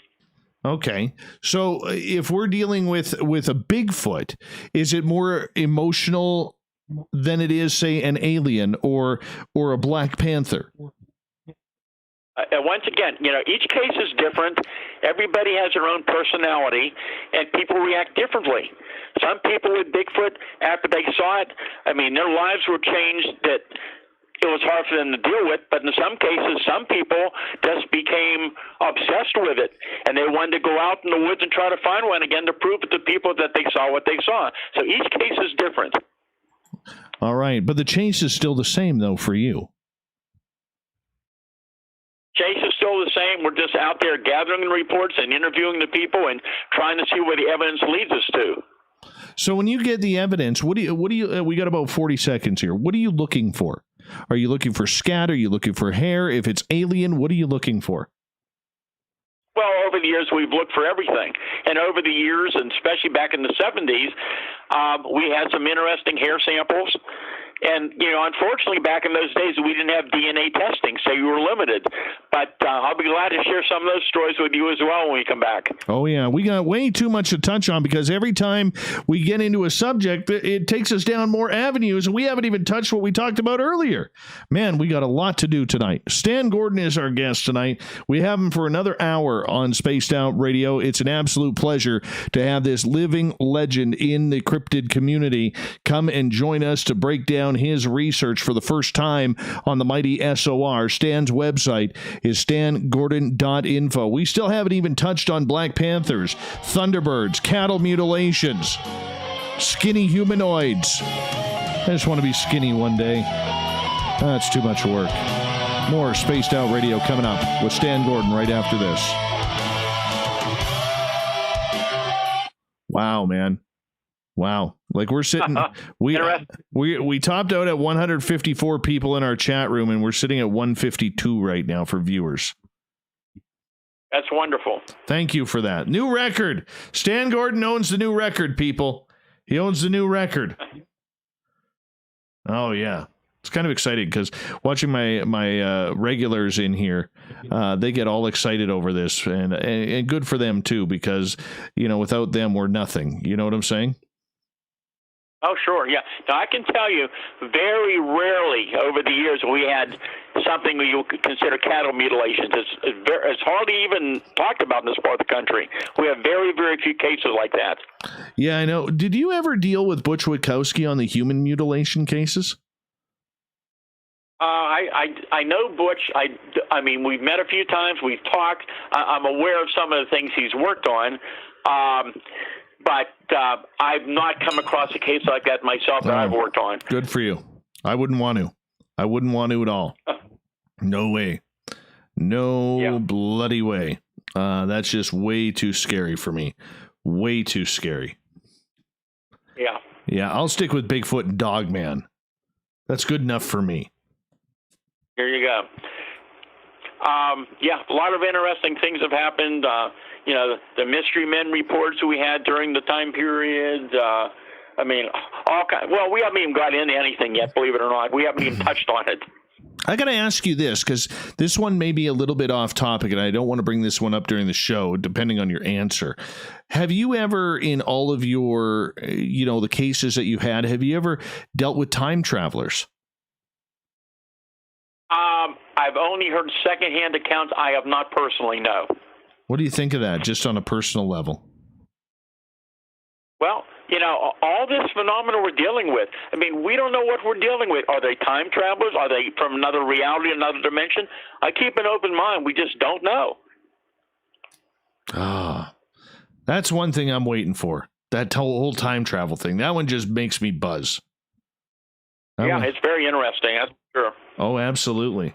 Absolutely. What do you, outside of this, what do you do for fun? What would, do you head down to the ballpark to catch a minor league game, or do you head to watch the Pirates? What do you do? Hang out with Sidney Crosby? Enjoy playing with my grandchildren. Oh, yes. I bet you were a pushover. You looking at your picture, you remind me of my father, who is an absolute pushover for his grandchildren. Yeah. Well, I tell you, in a normal year, I mean, I was booked for multitudes of speaking events all year. I mean, I was booked a year in advance, and everything is being canceled because of the virus situation. So generally, I'm very busy doing a lot of media events. I'm doing a lot of lectures and all kinds of events. So I'm on the go all the time generally, but I've been stuck here, so that's the situation. Oh, we hit 155. Look at that. New record. 155. All right. I'm excited about this, man. We're in commercial break, and we're still breaking the record. Oh, I'm excited. This is awesome. I'm glad to hear that. This is awesome. Oh, man. I got to make my way out east. I'm supposed to when the virus is over, probably next year. I think Ronald Murphy is rescheduled his wedding. I think for the third time now. I'm supposed to be his best man, so I'll be traveling out there for that. That's right. Well, maybe we'll get to meet. Absolutely, we need to. We can share an iced tea and have a good time, man. Absolutely. Oh, I'm around here. You might even get a Bigfoot burger. You never know. We have UFO burgers around here. I'm willing to eat one, man. I'm willing to eat one. There's not many meals around there that I haven't tried out. Although I will say this, I had one Primani sandwich, and I'm not sure if I would try it again. And my name is on the wall for the Hot Wings Challenge at Quaker Steak and Lube. There you go. That sounds like my kind of guy. Oh, yeah. Yeah, I know where we're going with this. I could pig out with the Pittsburghers. That's it. One of my favorite passions. Oh, yeah. If you haven't had a Primani sandwich, go to Pittsburgh and have a Primani sandwich. They are fantastic. Even with the French fries. I've had them many times. Yeah, I only had the one. I've had them. I've only had one. Yes. They're everywhere. We even have one in Greensburg, or Permiani Brothers now here in Greensburg. Really? Oh, now that. Oh, yeah, they're all over now. They're all over Western PA. Oh, that just makes me happy. That makes me real happy. You ever go to a little bar in Monaca? Is it Monaca? Yeah, Monaca, called Thursdays. No, I can't say. I don't get up that way very often. Oh. I have been over the years. Yeah, because I used to have the other side of. I used to have a Canadian flag waving or sitting in hanging there, and until they sold the bar to other people, that they took my flag down after they sold the bar. How about that? All right, here we go, everyone. Thank you to Fap, Gutter, Beautiful Teresa, Human Carl, everybody for the super chats. Cable Guy Matt as well. Here we go with the next half hour here. We passed the halfway point of Spaced Out Radio tonight. I am your host, Dave Scott, sitting in the captain's chair of SOR headquarters. Thank you so much for joining us tonight. I really appreciate your time. I want to remind all of you that if you miss portions of this show or others, go ahead and check out our free archives at youtube.com/Spaced Out Radio. Just do me the favor, hit that subscribe button. Our website, spacedoutradio.com, where we have a plethora of features for you, including rocking out to Bumblefoot and reading up on Captain Shirk's SOR Newswire. On Instagram, we have a brand new account called Spaced Out Radio Show. Give us a follow there. And on Twitter, yes, Twitter, at Spaced Out Radio. We'd appreciate the follow there as well. Stan Gordon is our guest tonight on Spaced Out Radio. 61 years he has been investigating the strange and weird phenomena. Talk about a life's passion and a life's worth of work, and he's gone beyond the distance of that. And, you know, we're lucky to have him here. This is the first time he has ever been on this show, and for years I've been having great people say, you got to get Stan Gordon on. We're finally doing this, and it's absolutely amazing, amazing radio. Stan's website, stangordon.info. If you want to check it on out, I highly suggest you do. Mr. Gordon, welcome back. Thanks again. Glad to be on the show. I got to ask you about Thunderbirds, because this is the one that trips me out. I just cannot fathom for the life of me this one being real. Well, I can just tell you, I've interviewed multitudes of people who see these things year after year. And, you know, just like with UFO sightings, it's very difficult to try to judge altitude and size of something in the sky. But what many of these cases, these huge flying creatures, whatever they might be, many of them have been seen very low to the ground or actually on the ground. And in some cases, the wingspan was open, and witnesses got a very good idea of what the actual wingspan was. There was one case actually in neighboring West Virginia back in, I think it was about 2007. And early morning hours, this fellow is riding down this 2-lane road, and he had to suddenly just hit the brakes because here's this huge, giant bird on the road eating roadkill. And anyhow, I mean, he's looking at it, it's looking at him, and it's flapping its wings trying to get off the ground. He figured this thing was at least 4.5 feet tall. The head of it was taller than the top of his vehicle. And he got a really good look at this thing. And finally, before it took off, he could see the end of the wingtips. And as it's flapping its wings, there's dust and dirt coming up off the roadway. And it finally was able to get off the ground and go up over the trees and disappear. He went back the next day to measure it. It was 21 feet across, which is pretty amazing. But there have been other cases like that as well. And kind of what's interesting with all these reports of these huge flying creatures, there's similarities in reports, and there's more than one category. In many of these cases, people tell me, and some of these are outdoorsmen, hunters who are very familiar with the birds of Pennsylvania, for example. They know what blue herons look like, and they know with all the other larger birds we have here in Pennsylvania, and they said these were completely different. But what some of them tell me is that these things look like huge overgrown turkey vultures, for example, generally dark brown or black in color. And so that's very common as well. But then you get other reports where people were seeing these huge flying creatures, and they said they look like giant leathery bats, completely featherless, getting very good look at them. And then there's other people, and some of these are very educated people who want no publicity whatsoever because they couldn't believe what they were dealing with. And they said what they saw to them looked prehistoric, like pterodactyls with teratorns. There was one case I talk about in my one book, Astonishing Encounters. This happened out near Delmont, Pennsylvania, back in around 2008 or 2009. And this fellow was going to work early in the morning like he always does. He knows the area well. And he was going down this back road, and there's a flat valley type area with a lot of grass around it. And he said, all of a sudden, this giant flying creature caught his attention. He said this thing had a wingspan easily of around 22 feet long, flying only about 12 feet off the top, over the surface of the ground. And he said the creature would not have been able to flap its wings since it was so close to the ground, that the wings should be gentle ripple, keep the body of the animal airborne. And this huge thing moved directly towards the vehicle, and it became positioned right above him. He got a very good look at this thing, but he said the tail was interesting because he said at the end of the tail, it was a whip-like tail, long, and ended in a kind of a diamond shape. He did not see any feathers on it whatsoever, but he also said that he felt this thing, if it stood up on the ground, would be 5 to 6 feet tall.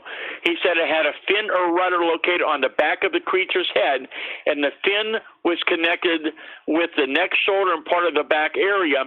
And that he said he was studying it, how it was moving, how the thing was gliding, and he said he realized that the creature guided its flight path just by turning its head towards where it wanted to fly by using the fin. It did not seem to need to tilt its body or wings. It could easily just navigate above the trees. And he got a very good look at this thing. He actually drew a very good sketch of what this thing looked like. But numerous other people have described something similar. And the whole point is this. You've got we haven't even talked about some of the strange creatures people have reported. You can't have these many type of unknown creatures going in our areas in Pennsylvania and around the country. But you've got so many credible people who are describing the same thing and the same details. You can't just dismiss it. So there's got to be something else involved here, which we just don't understand. When you say creatures, what kind of creatures are we seeing here? Well, of course, we just talked about the Thunderbird reports. We've got interesting things people actually see in the waterways, too. The Black Panthers, though, is something that's more of kind of an out-of-place animal, but it's very interesting and very strange because, again, when you think about Black Panther sightings, people generally are talking about black leopards, black jaguars, of course not common in this part of the world, but for years and years, all across Pennsylvania and many other parts of the country, people are describing seeing these very huge Black Panthers. We've had 3 reports this year over the last several months here in Western PA. All these were in daylight by different people in different areas. I mean, I had one case up in the lower mountain area where this thing, in daylight, it literally ran 10 feet in front of the witness. And he was quite shook up. And these are very, very detailed reports. We even had one case back in 1983 in a suburb of Pittsburgh in a populated area, where a Black Panther was reported, and actually it led to a major search by the Pittsburgh police and animal protectors with tranquilizer guns. And this happened back in March of '83. It was a very interesting account. There was a large wooded area where this happened, and there was a large auto dealership there, and there was a mechanic that morning putting a headlight on a car. And as he's doing this about 9:30 in the morning, the mechanic hears this loud thump, and he sees this huge Black Panther leaping over the fender and hood of the car. It's carrying a dead animal in its mouth, and he said the body is at least 3.5 feet long, and the tail's about 4 feet long. And he said it was beautiful, solid black, shiny body, and a large head. Ears were upright. Wasn't sure if they were pointed around. The eyes were dark. The fang-like teeth were brownish color. He said the animal was making a continuous sound. He said it was not a growl and not a meow, but like a heavy, deep breathing sound. There was a putrid smell like urine coming from it. And he said the animal turned around and jumped back over the fence into the woods. A short time later, several people supposedly saw the large, big panther with a smaller one. They called the police, and that led to this major search, and they searched for a long time.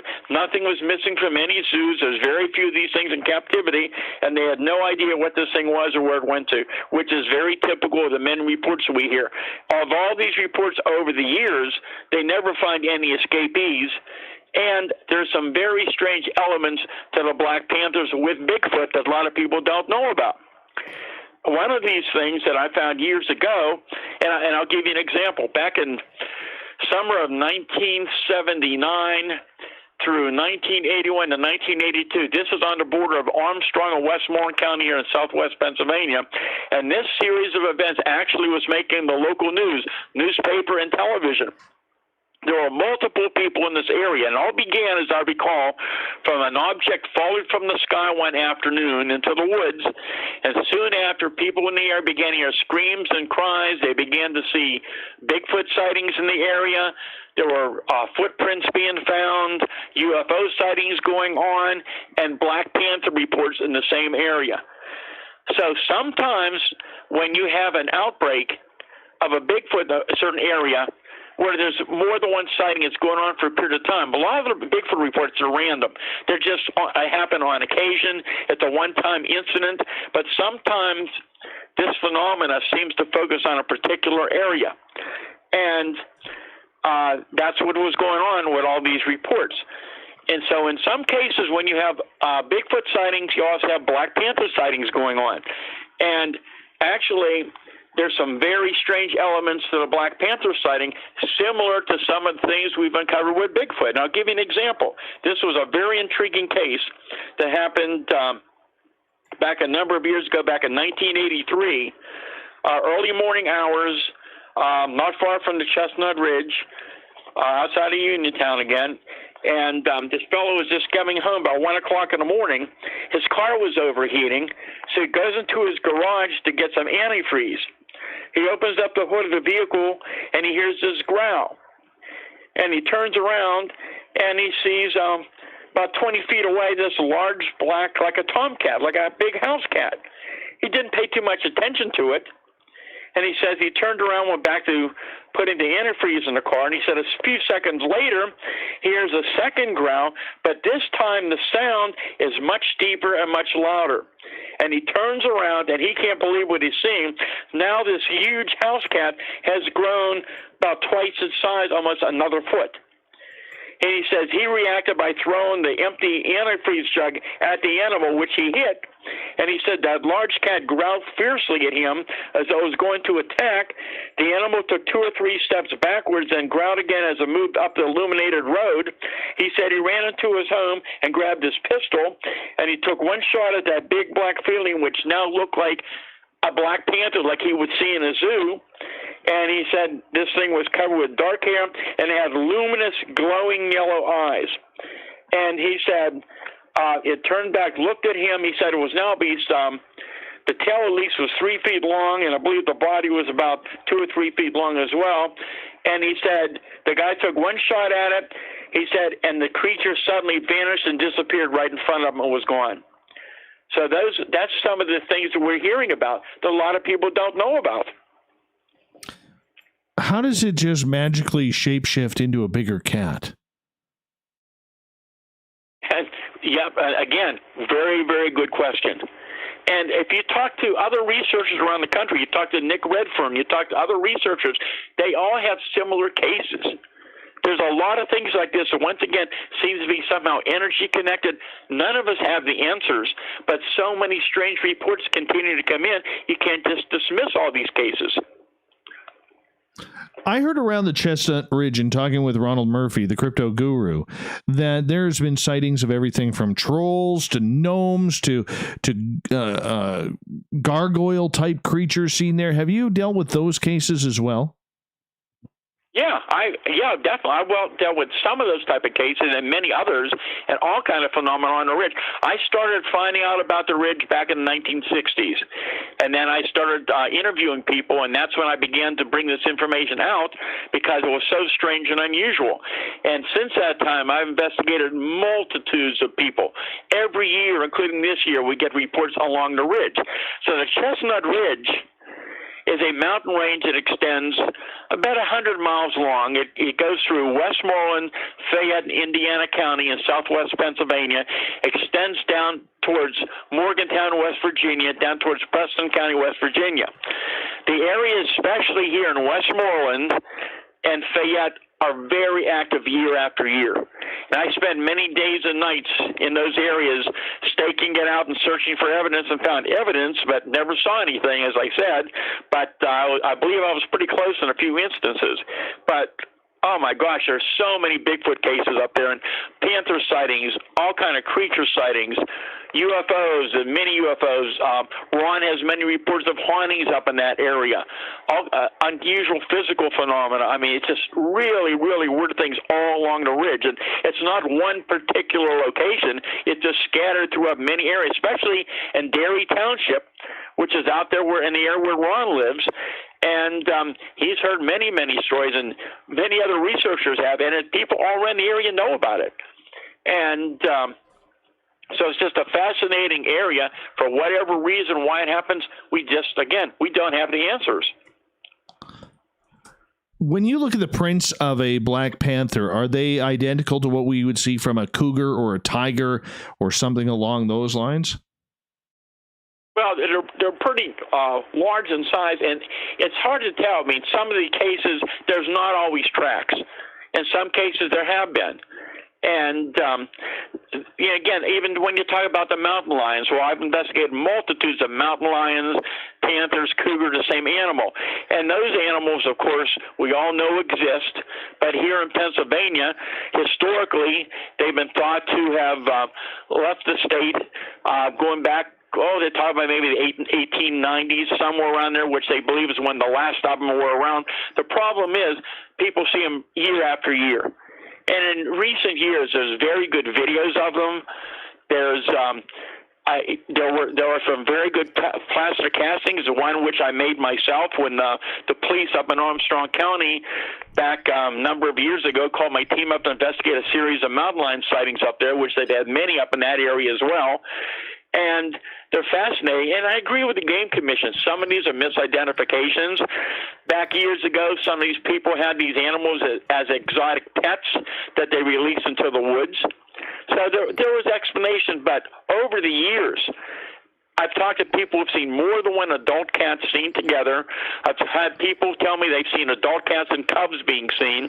So I think there's a little more to the reports of mountain lions still being seen, but the Black Panther reports are much more interesting and much more unusual. Could these Black Panthers be some sort of hybrid from people releasing big cats into the wild?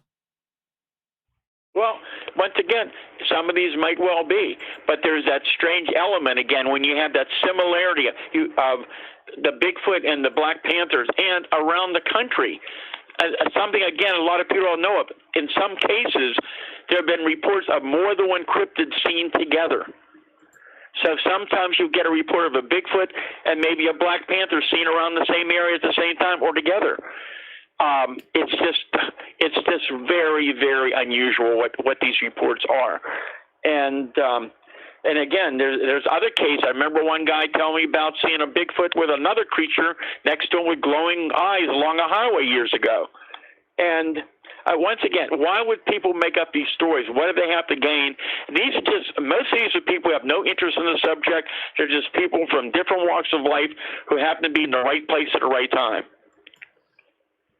We got about 3.5 minutes before we got to go to break at the top of the hour. I want to get Joey's question in here from the SOR Space Travelers Club on our website. He is asking, has anyone to your knowledge pursued stroboscopic research as the causal hypothesis of electromagnetic frequencies being the reason for appearing versus disappearing and including movement in regards to Bigfoot or any cryptid in general? I'm not sure.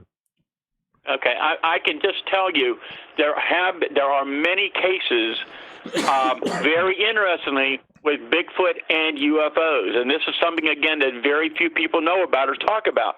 And there have been instances, for example, many cases historically with UFOs of objects hovering over cars, and the power went out, the headlights went out, the object would move away, and the power would come back on.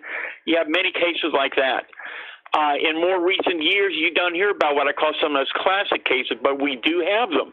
And I'll give you one example. Here's another one that's very interesting. One of my favorite cases in more recent years, June 1st, 2013. This is, again, on busy highway Route 30, but in North Huntington Township near Irwin, PA. So you're probably talking 25 miles outside of Pittsburgh. And here's a woman and her 3-year-old child about 10 o'clock that night. They're leaving a convenience store. They're eastbound on Route 30. And I remember talking to a woman soon after it happened. She said, I couldn't believe there's nobody else around. There's cars way ahead of me and way behind me. She said, I'm riding down the highway, and she was on her cell phone, and she said she had to slow down because here's this huge object hovering right over the top of Route 30. And she's thinking to herself, what in the world is this thing? And her 3-year-old child yells, Mommy, flying iPad in the sky. And the woman looks around and knows there's no other cars around, and this thing's about 150 feet away. And anyhow, it's right above the road. It's about 60 feet over top of the road. She said this thing looked like mostly rectangular, but it looked like the gondola of a blimp without the blimp.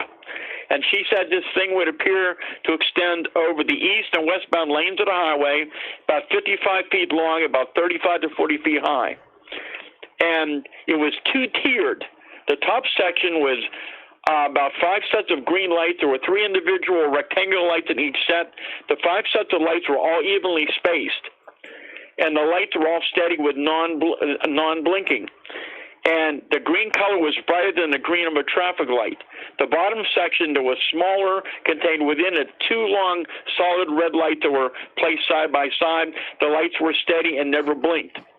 The woman quickly called somebody else on the phone while she was on the phone, and she had to pass underneath the object to get to her home. As she passed under the object, she noticed that the digital display on her car dashboard for the clock, temperature, airbag, status, radio, and Bluetooth suddenly all blacked out. The FM radio station she was listening to lost signal. She lost her telephone signal, her cell phone signal. She attempted to take a picture with her iPhone, but the phone would not let her go into the camera function mode. Weird. As she rode down the road past it, all the electronics came back on, everything went back to normal. So we have those kind of cases as well. But after the break, I'll tell you some cases of electromagnetic effects with Bigfoot sightings. I have heard about these rectangular type UFO craft. I don't know how they fly. The triangle makes sense to me. I don't understand this whole rectangular or square box phenomena that people are seeing out there. I got to ask you about this. I completely do, as we got about a minute to go here.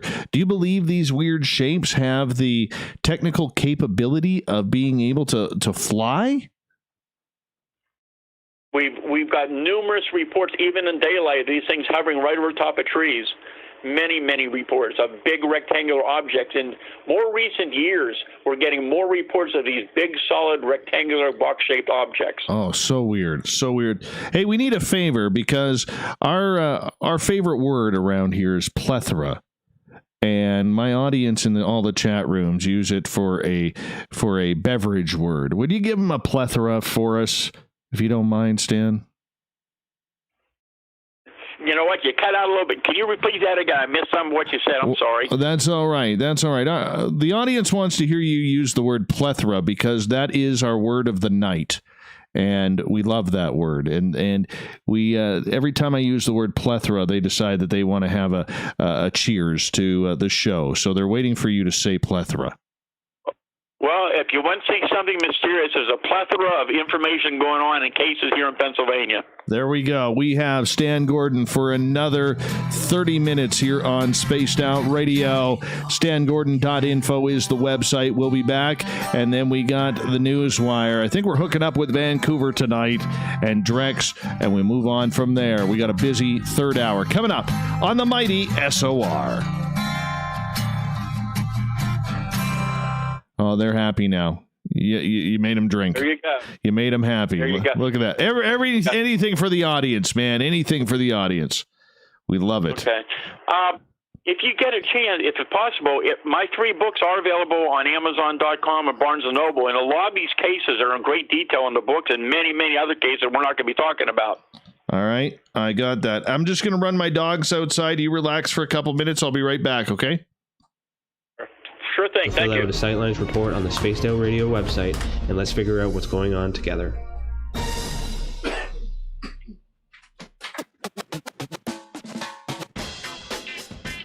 The SOR Vault is open for business, and do we have some cool swag for you to pick up? All you have to do is head over to our website and click on the SOR Vault. You have a variety of cool logos to choose from, and put them on anything you want. T-shirts, hoodies, hats, coffee mugs, you name it, we can get it to you. So do your shopping by supporting the store you love. Get your Spaced Out Radio swag at the SOR Vault today.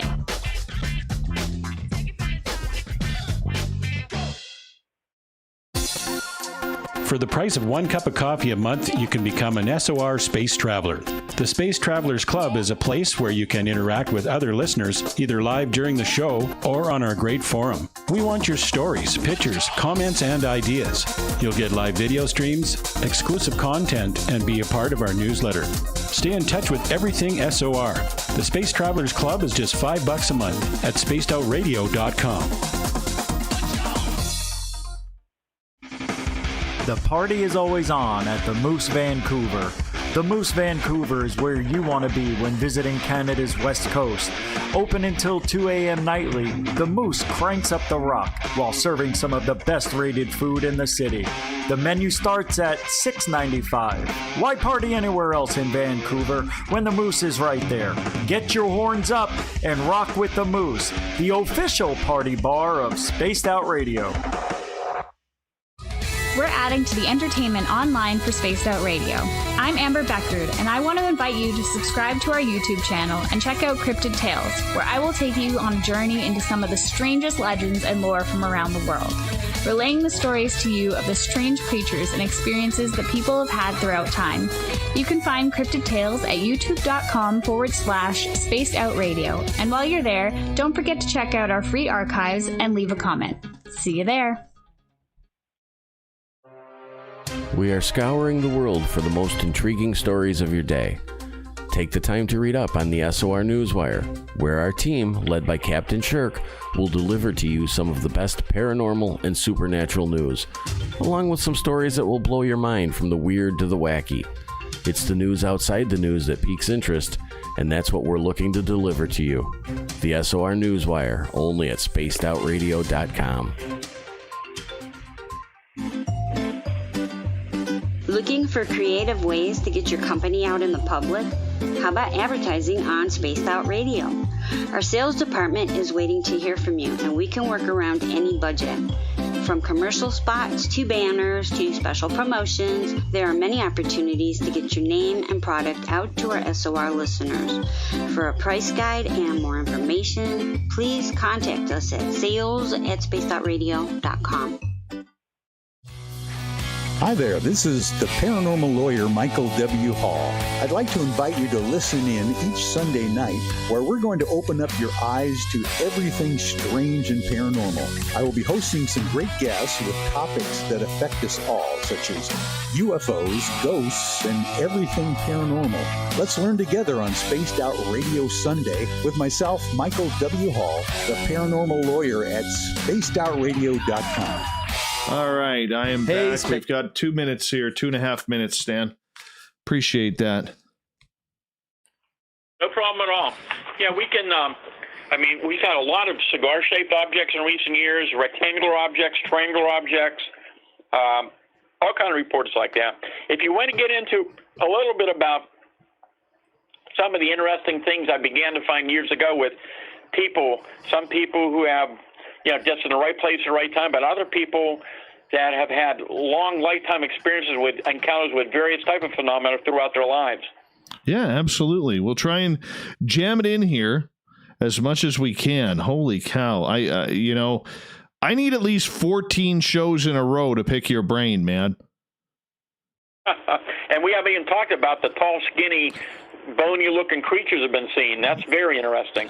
Well, you know what? Let's get into that right off the bat here, because we can always aim back at UFOs and everything like that. I'm curious about these skinny humanoids, if you don't mind. No problem. All right. Oh, man. So interesting. Do you mind if we have you back? I hope you've enjoyed enough tonight that you wouldn't mind coming back. It's been a lot of fun. I'll be glad to come back again. We'll just have to schedule it ahead of time. That's all. Absolutely. I'll make sure Corey stays in touch with you on that for whenever you want to come on back. I mean, that would be great. That would be fantastic. We got less than a minute here, boss. Hey, we broke a record tonight with our live viewers here in our chat room at 167, and I want to thank all of our everybody who is coming on in and doing that and checking us out. And if this is your first time, I just want to remind all of you, we are here Monday through Friday from 9 p.m. Pacific until midnight Pacific.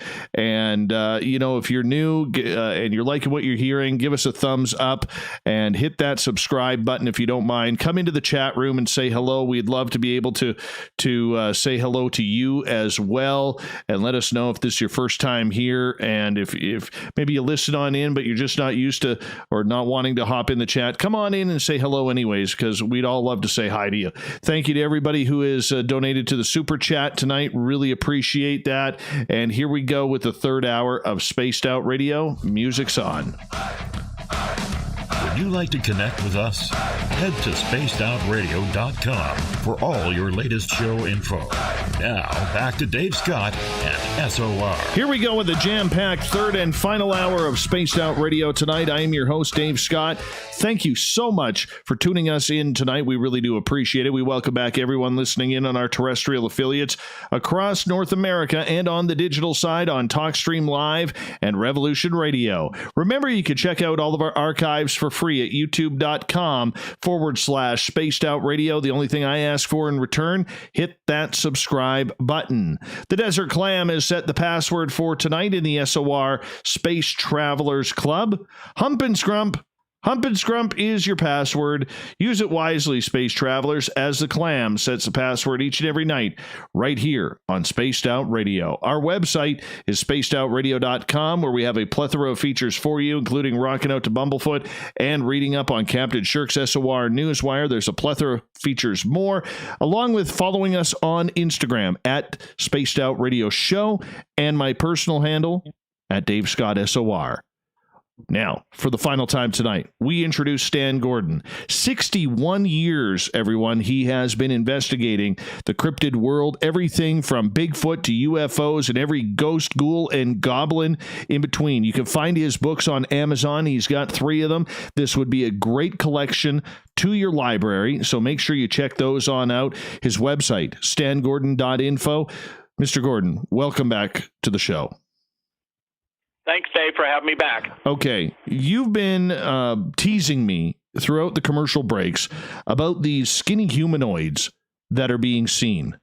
Now, this just creeps me out, my friend. Skinny humanoids. I mean, what are they, and where are they coming from? Well, I wish I had an answer, but the reports are very intriguing, and even the last few months, I know Lon Strickler and others are getting many similar reports from around the country of something similar. It all began here. Now, I may have had some reports prior to this, but not the detail in the years before, but it was in actually August of 2017 when I got my first report. And this report came from a police officer on patrol here in western Pennsylvania. And he had never seen anything like this before. He was stunned by what he saw. He patrolled this one area regularly. But on this particular night, he sees what appears to be a ball of very dull white light low to the ground. and he stops his vehicle because he never remembered ever seeing any artificial lighting in the area. And he's sitting there looking at this thing. He said, it was the weirdest thing I've ever seen. He said this ball of light suddenly rose straight up from the ground, and it was actually the head of a very strange being that looked to be at least 6 feet tall. It was skeletal thin. He said he believed that the creature, when he first saw it, had been lying on its belly on the ground with its head facing towards the road. It then stood up facing the road. In that dark location, he saw the dull light from the glowing head illuminating the upper section of the body. The officer watched the creature turn towards the right. The dull illumination from the head lit up the shoulder area. The creature then turned and faced him, then turned to the left and took off, he said, at an incredible speed into the dark. He said as it moved, he said he could see its arms swinging. He said it took off at a speed that you could only call abnormal. Here we go again. He said it was faster than anything I'd ever seen. It was there, and then it was gone. And he said he assumed the creature moved on 2 legs, but he could not see the lower section of the body. He said that the head was about 8 to 10 inches in diameter, shaped kind of like a ball, but he said it may have been possibly egg-shaped. The light emitted seemed to be just a dull white, but the light illuminated the shoulders, the top of the chest, and a section of the arms. The witness could not see the hands. The chest looked to be about 18 inches across. The waist appeared to be small, but the arms were unusually long. The long limbs looked skeletal with no muscle mass. The skin tone appeared to be dull grayish blue. He could not see any facial features. He said he only saw it for about 10 seconds, but he got a good look at it. And as soon as the creature left, he pulled up, put his spotlight beam on, looked around, but saw no tracks anywhere in the ground. I believe it was about 2 or 3 weeks later that I received another report from another person, I'm trying to remember, 20, 30 miles away, who described seeing something similar, but the head was not glowing, came up out of the woods and approached this person about 30-some feet away. Then there were other reports. And then there was an incident that happened. This was probably 40-some miles in a very rural area outside of Pittsburgh. This would have been in the fall of 2018. And I interviewed the person. I saw where it happened. And this person lived in the woods and knew the woods very, very well. And this one particular evening, it must have been, I think it was late afternoon, as I recall. I have to go look at the report. And he heard something bipedal walking in the woods. He knew deer very well. This was not the sound of deer moving around, and it was unusual. So anyhow, he left the woods and went down to his home. He was sitting there eating at the table. There was a big back door, a glass back door with no drapes. There was completely nothing covering it, unobstructed. And he said, suddenly, here's this similar creature, this humanoid, very skinny, sickly-looking thing, just bent down. It had glowing yellow eyes staring right at him 10 feet away. And he said it went down on all fours and crouched around the side of the house, and he couldn't see it anymore. But there have been other reports since then. I've heard of some reports, a couple reports with glowing head, a couple with glowing eyes, and some of variations to that.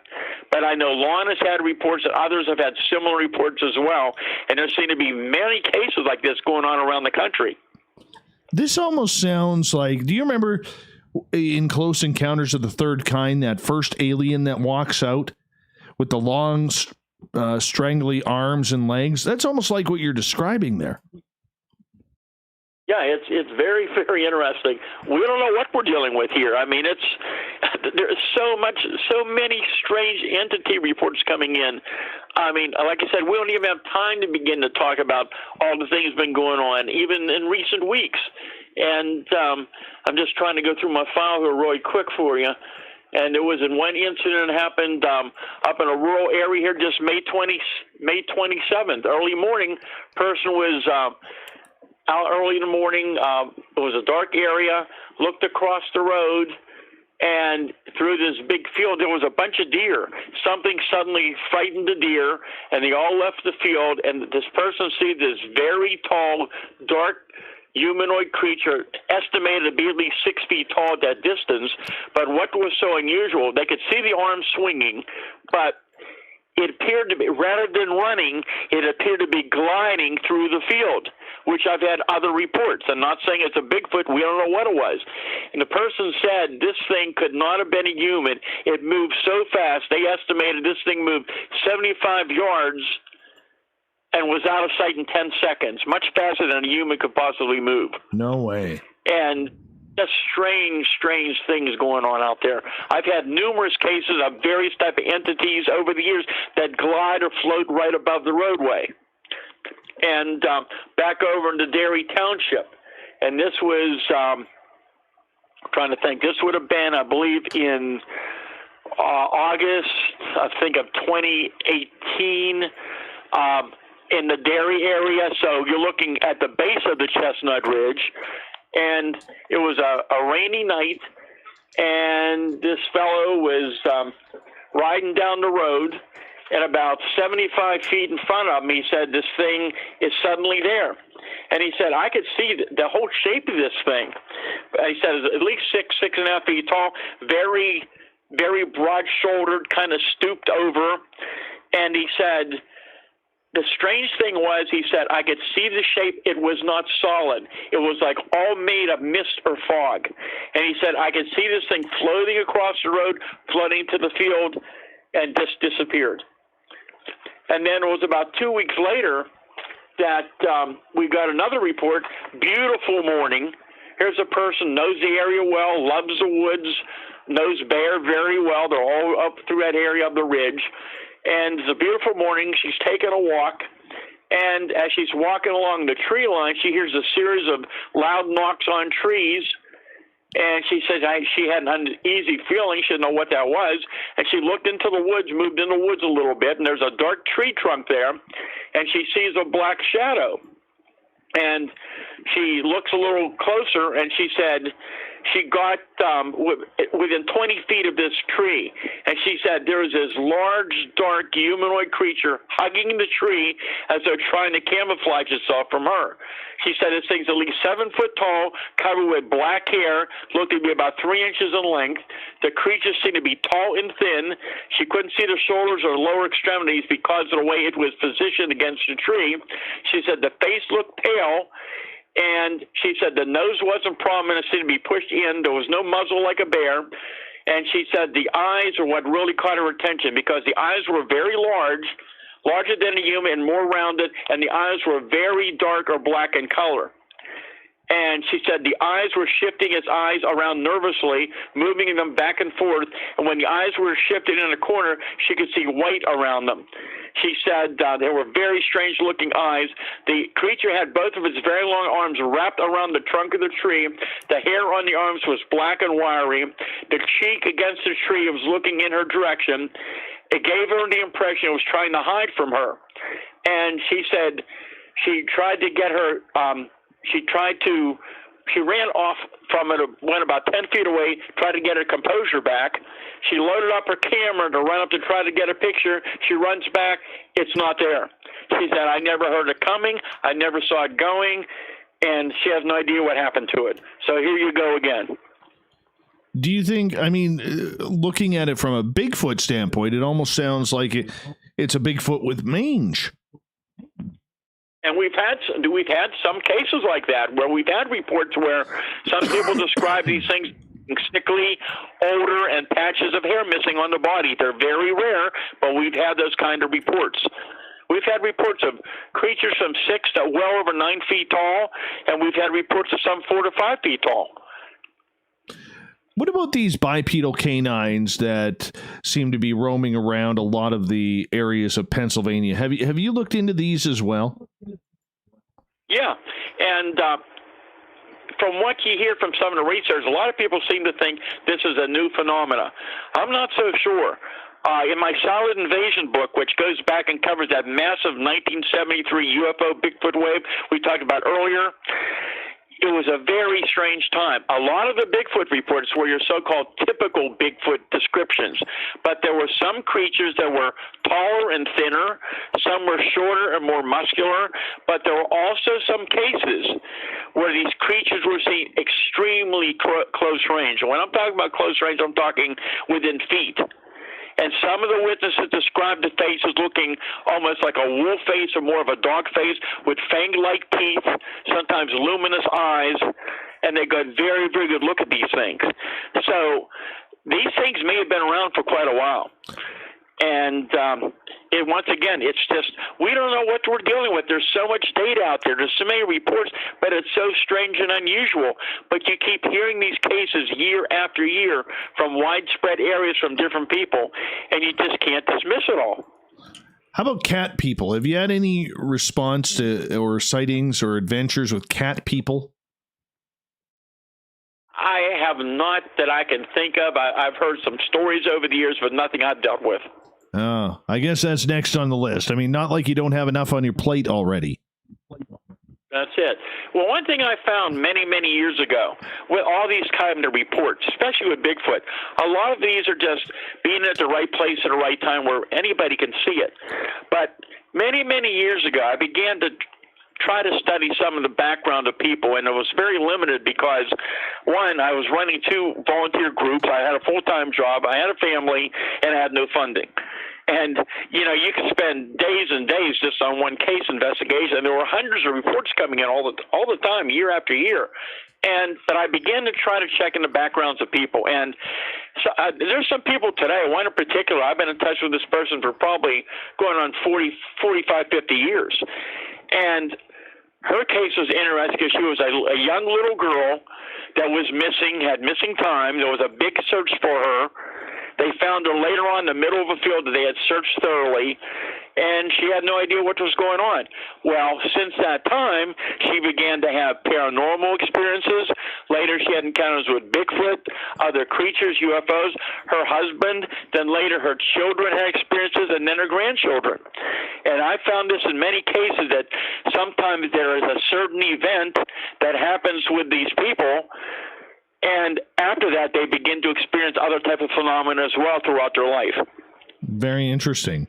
And that seems to be a pattern for a lot of people who have those type of experiences right early and often. And sometimes it takes it up. Do you almost think that it's like a download that people are getting, that they have to go down that road?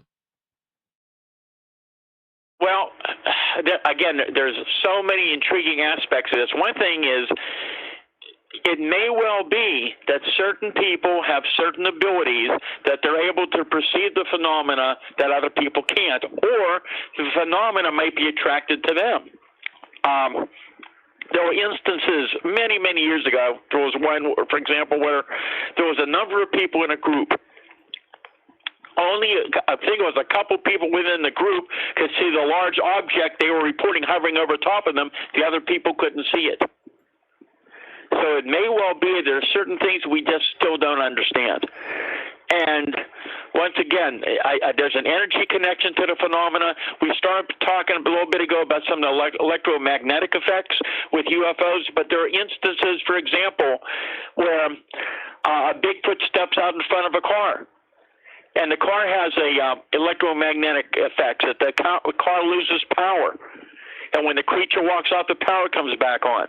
Things like that you hardly ever hear about. They're very rare, but they've happened around the country over the years.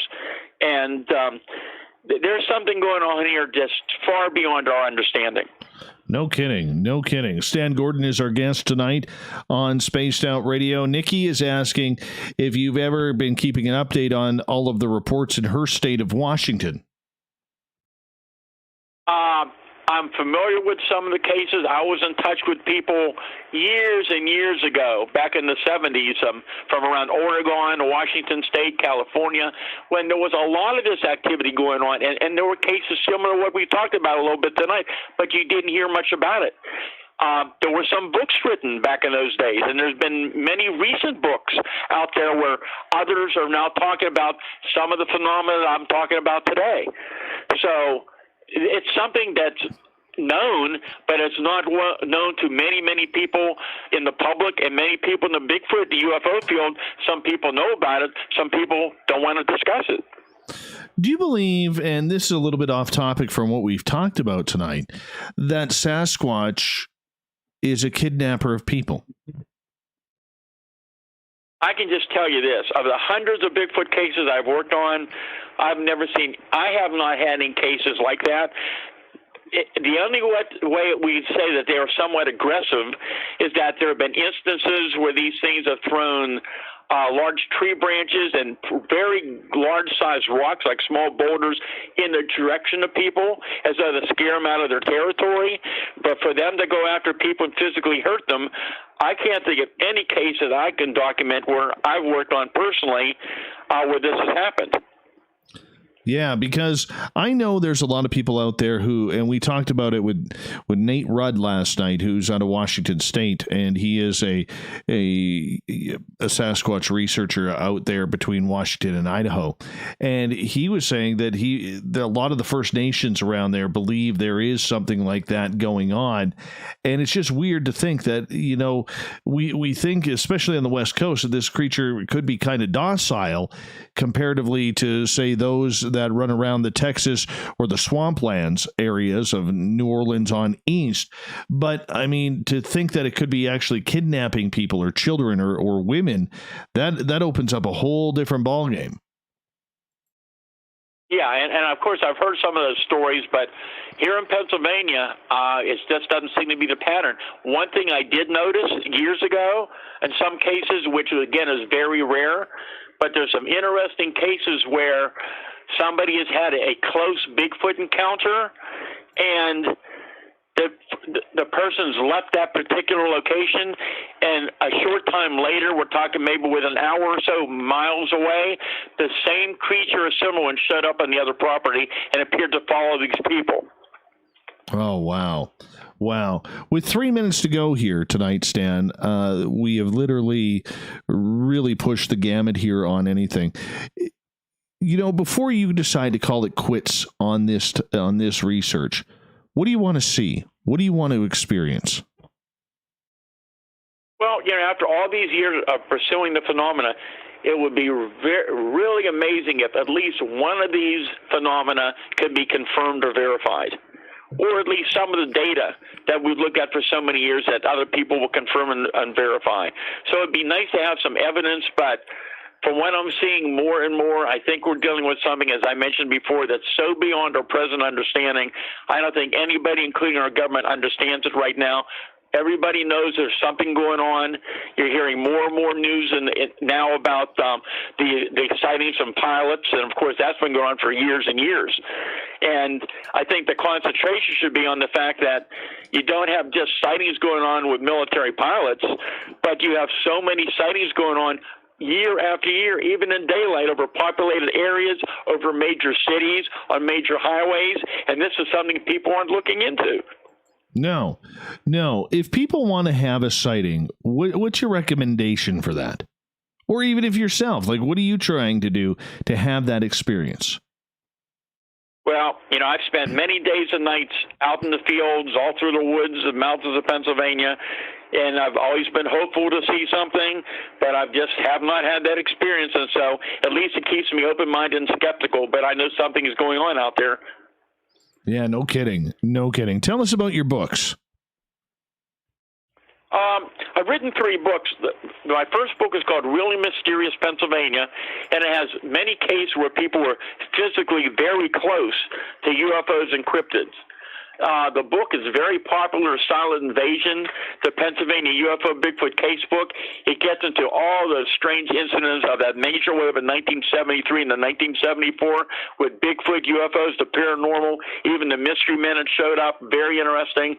And then the latest book that came out several years ago is called Astonishing Encounters, Pennsylvania's Unknown Creatures, which covers all kind of cryptid reports, including many things we didn't even have time to talk about tonight.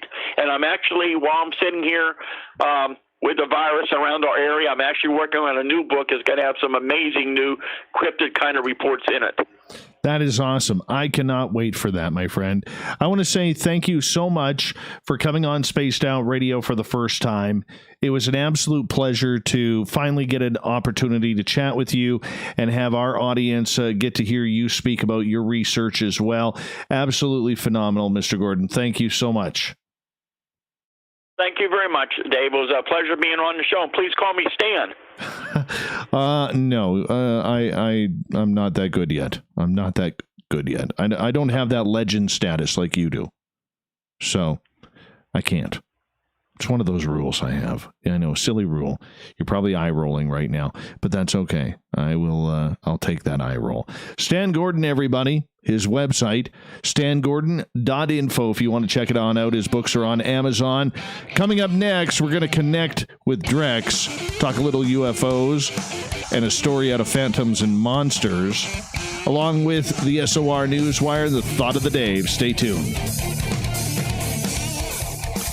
Stan, thank you so much for coming on. I appreciate that. You were amazing. Thank you. I appreciate it. It was a great program we did. Absolutely, it was. The archives will be on our YouTube channel in about 45 minutes. So if you want to grab that for tomorrow or something like that and use it for your website or whatever you want to use it for, please go ahead. Very good. Thank you very much. Thanks, sir. We'll talk soon. Right. Have a good evening. Good night. That was awesome. We are 2 for 2 this week, people. We are 2 for 2 this week with amazing guests. Wow. That was phenomenal. I mean, the amount of knowledge and storytelling that he was jamming in there, that was just, I don't know. It was huge. It was huge.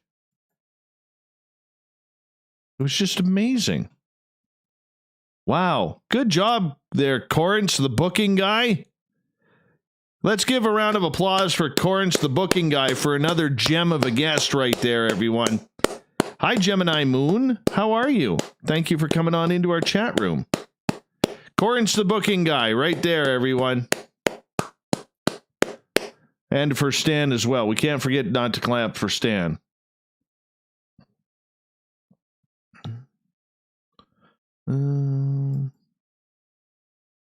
Let's see here. There's 4. See if we can find one more here.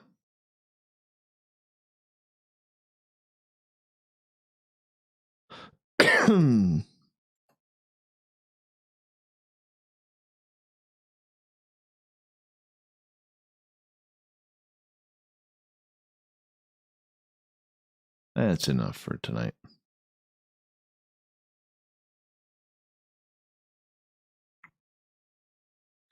Yeah, we're doing really well. Hi, Janet in Ohio. How are you?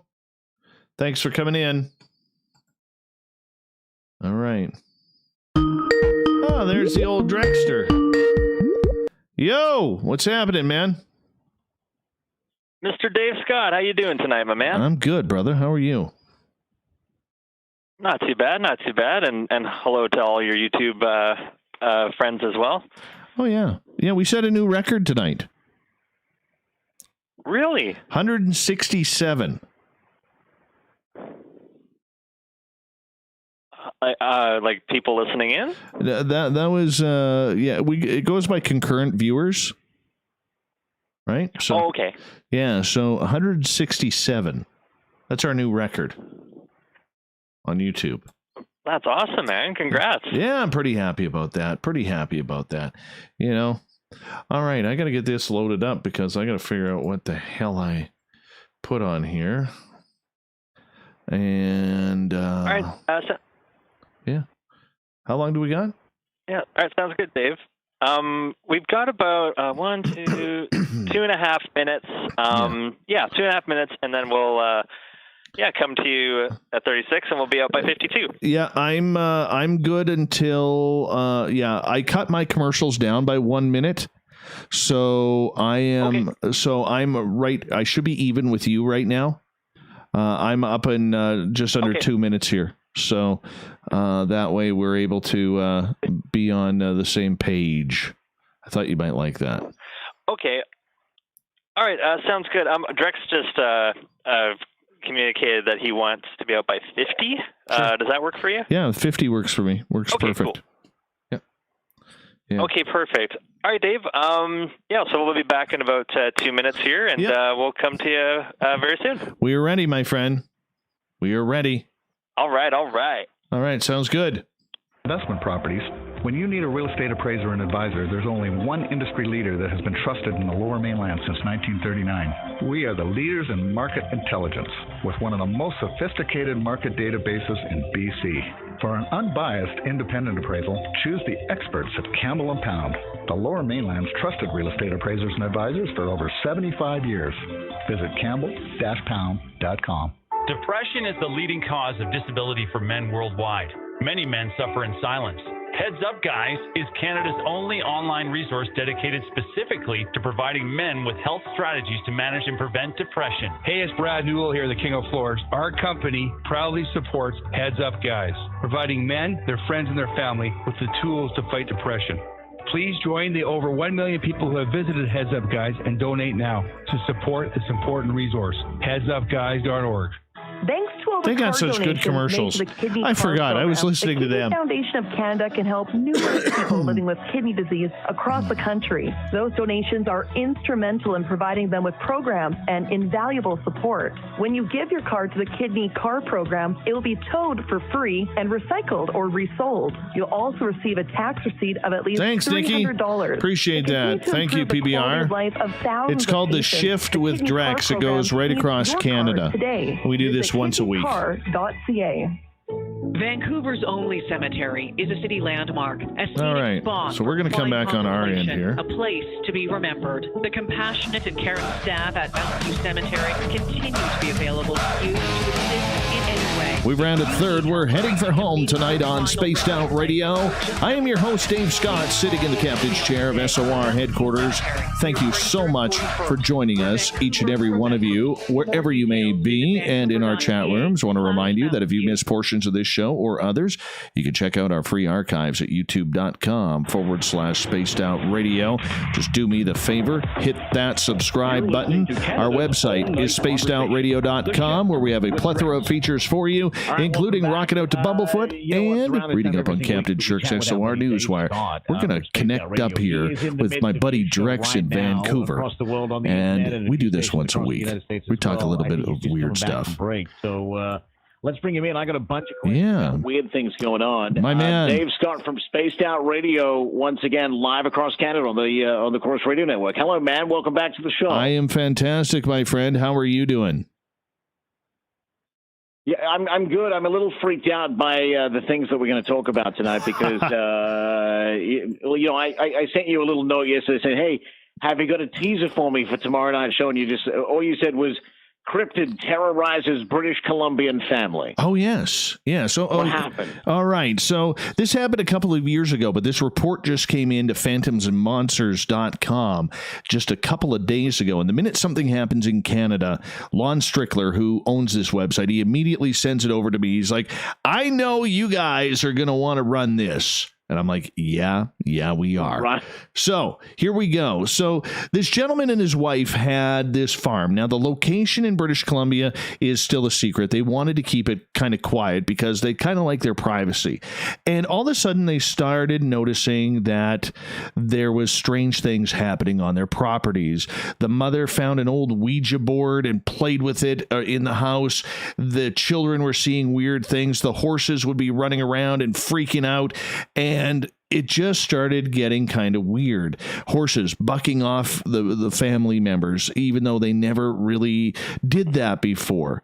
And, strange occurrences started happening, like with the mother barely being run over by a car that saw a horse coming and she managed to swerve out of the way. It would have caused a lot of damage.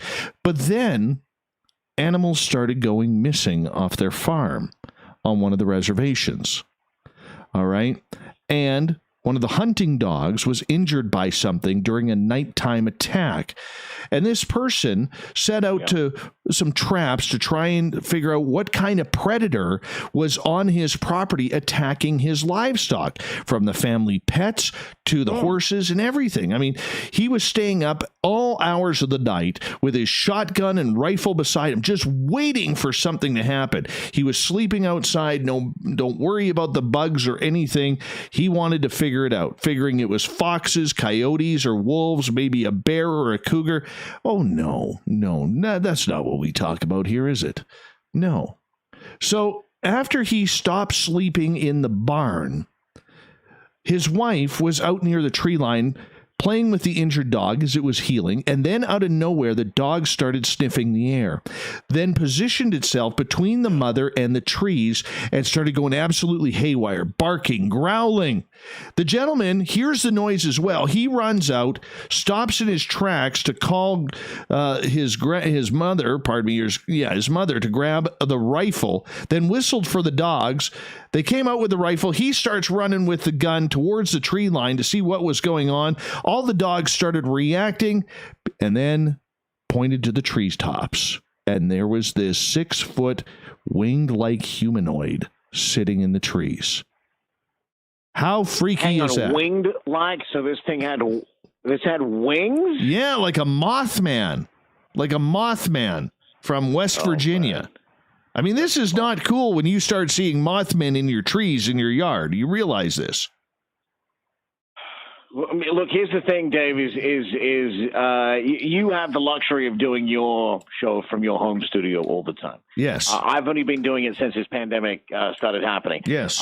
In the last 3 weeks, I've been attacked 3 times by moths live on the air. It's frightening. It is. And it's leading up to this story. When you said that there was a Mothman in the tree, when you say there's a Mothman in the tree, that's only going to serve to freak me out just a little bit more. Well, here's the other thing.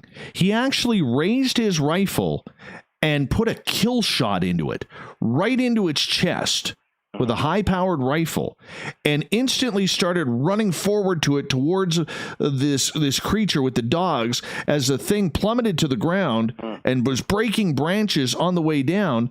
And that's when he raised the rifle again to command the dogs to flush it out of the high grass. And this thing just stood up, spun around, and just disappeared. There was evidence. The branches were broken, laying on the ground.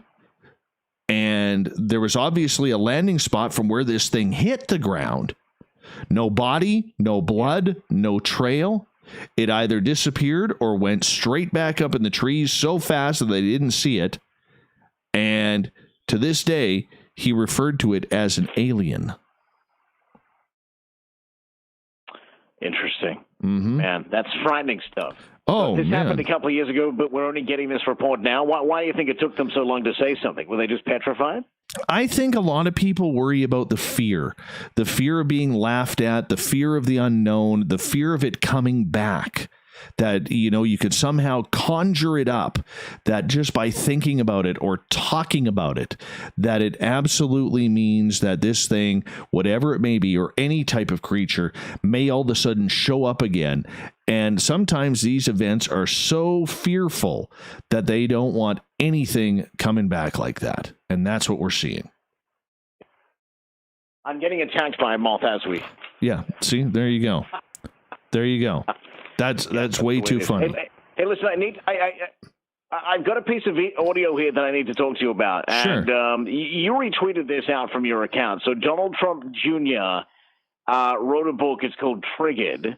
Mm-hmm. And there's a 35-second piece of audio of him asking Donald Trump about the Roswell landing and what he knows about it. Have a listen to this, and I got a couple of questions for you. Sure. When you leave office, will you let us know if there's aliens? Because this is the only thing I really want to know. I want to know what's going on. Would you ever open up Roswell and let us know what's really going on there? So many people ask me that question. I know it sounds almost ridiculous, but it's actually the real question I want to know. It sounds like a cute question, but it's actually, there are millions and millions of people that want to go there, that want to see it. I won't talk to you about what I know about it, but it's very interesting. But Roswell's a very interesting place with a lot of people that would like to know what's going on. So you're saying you may declassify? You'll take it? Well, I'll have to think about that one. Right? Right, so that's Donald Trump talking to his son, Donald Trump Jr., about the book and what he knows about Roswell. And he kind of lets on that he knows something, but he's not going to tell you what he knows. Now, that leads me to wonder, because, I've seen most Nicolas Cage movies, even the bad ones, including Book of Secrets. And there's even, shows on the History Channel about the President's Book of Secrets. So let me ask you, and I would imagine you've probably delved into this here or there in your time doing the type of radio that you do. When a world leader is elected to be the leader of their country, Do they get sat down and told a list of secret things that they need to know that they've never known before, and they can never repeat them to another person? You know what? I believe so. I believe so. I have met a number of people who have worked for the alphabet agencies, the 3-letter agencies in the United States government, not so much here in Canada, and there are secrets that they cannot share, that they will literally take to their grave. And I have one gentleman who recently retired from his job, and he told me, he goes, Dave, he goes, don't even bother asking me. I will never tell you what I know, what I did, what I've seen. It's just that tough. And that goes right to the presidential office. One gentleman I would love for you to interview regarding this, and his website is whitehouseufo.com. or presidentialufo.com, pardon me. He's a researcher out of Winnipeg named Grant Cameron, one of the top researchers in the field of ufology. And he would be able to answer that perfectly because he's followed the history of U.S. presidents in regards to UFOs and what they may know. Now, the interesting part about that video is watching Donald Trump's reaction, his body language. He wanted to say something. He was smiling. He was laughing like, I know a secret you don't. Now, granted, we are talking about someone who is very well known for saying a lot of things, you know, whether we like it or we dislike it. And unfortunately, it's tough because there's an entire community out there that wants to know what's going on. But here's the interesting thing that I notice. I like to look at patterns, Drex. And yesterday, a gentleman named Danny Silva, who writes for the silverrecord.com or silverrecord.com, he was tipped off to a fantastic piece of information. So we get Trump saying this, and now, as of yesterday, Marco Rubio, who I believe is a senator or a congressman, I apologize, I don't know fully how the American political system works, wants the UAP, which is unidentified aerial phenomena, and studies into advanced aerial threats written into the fiscal budget for 2021 in the United States. They are taking this extremely seriously down there.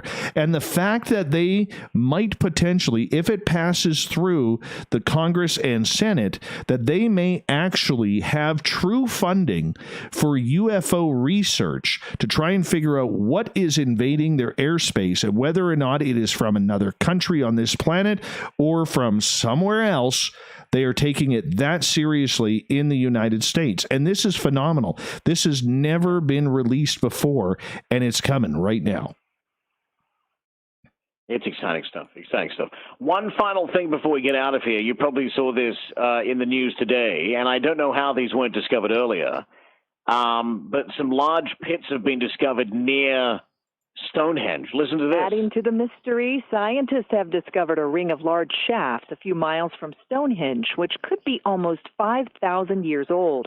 Archaeologists say they form the largest prehistoric monument ever discovered in Britain. Experts say they believe those shafts may have served as a border to a sacred area and could mark a new chapter in the story of Stonehenge. Michelle Franzen, ABC News. Now, Dave, I got a couple of different theories from listeners here. Alfred says they could be potties. John says they could be ancient public washrooms. But James thinks it just could be a gopher. Here's the thing. Stonehenge is thousands of years old. How come no one's discovered these shops before? I have no idea. You know, you'd think with the technology that we have to search underground that this should have been found before and a lot sooner than what they are. But it just goes to show the hidden mysteries that are still in the planets. And the one thing that I always say to people, my friend, when in doubt, it's aliens. It's always aliens.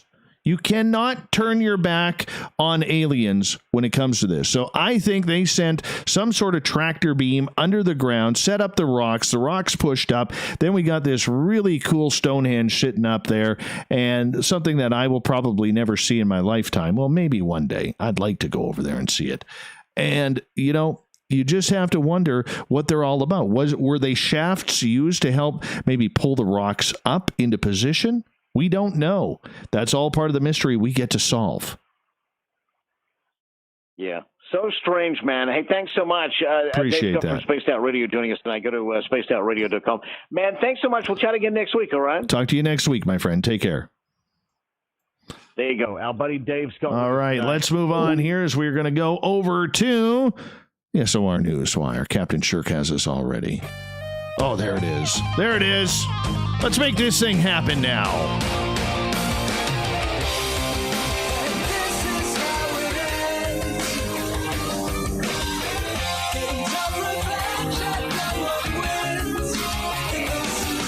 The news is always changing, which is why we bring you the SOR Newswire at the back end of every show where we get to the weird, the strange, the wacky. And I'll tell you, this one's a little bit weird. So the FBI is now saying the noose found hanging in Bubba Wallace's garage stall at Talladega Superspeedway had been there since at least last fall, federal authorities have said. They announced the video surveillance footage from NASCAR confirmed it was a garage door pull rope styled like a noose that had been hanging from at least October 2019. As a result, no federal charges would be filed in an incident that rocked NASCAR and its only full-time black driver. A crew member for Richard Petty Motorsports discovered the news Sunday at the Alabama racetrack. And you know what? The team came together. The entire racing field came together. I don't think this is a Juicy Smollett type of situation at all. I really don't. You know, it was just an unfortunate coincidence. NASCAR was alerted and contacted by the FBI, who had sent 15 agents to the track to investigate, but they have now decided no federal crime was committed. U.S. Attorney Jay Town and FBI Special Agent in charge, Johnny Sharp, said Tuesday its investigation determined although the noose is now known to have been a garage in number 4 in 2019, nobody could have known Mr. Wallace would be assigned to that garage door number last week. The Wood Brothers racing team said one of its employees informed the team he recalled seeing a tied handle in the garage pull-down rope last fall when the NASCAR team raced there. The team said it immediately alerted NASCAR and assisted in the investigation. On Monday, 15 special agents conducted numerous interviews regarding the situation. After thorough review of the facts and evidence surrounding the event, we have concluded that no federal crime was committed. Either way, it was nice to see the NASCAR drivers come together for one of their own. That was fantastic. Here's a weird one.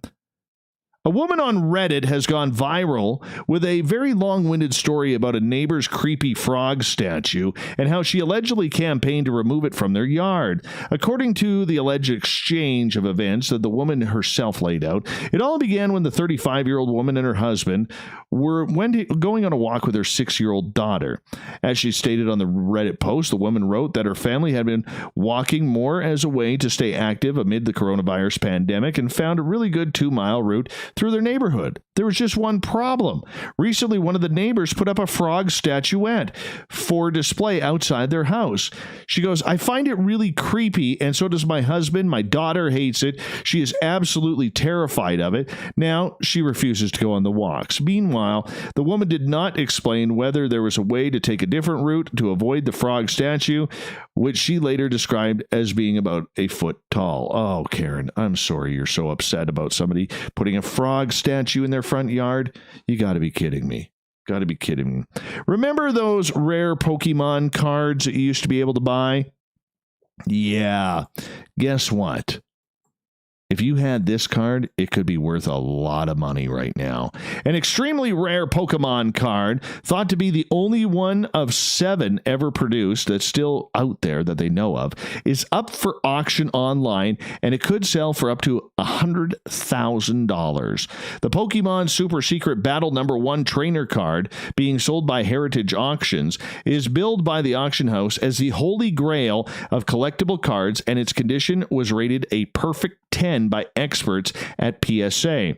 The card is one of 7 that were distributed to winners of regional tournaments in Japan in 1999, granting them entry into the finals in Tokyo. The Pokemon card game official tournament's champion is recognized here, and the honor is praised. By presenting this card, you may gain preferential entry into the super secret battle, the card reads. Heritage Auction said the card is perhaps the most sought-after card and arguably one of the rarest in the entire Pokemon trading card game. Experts believe it could sell for more than $100,000 when the auction ends on July 8th.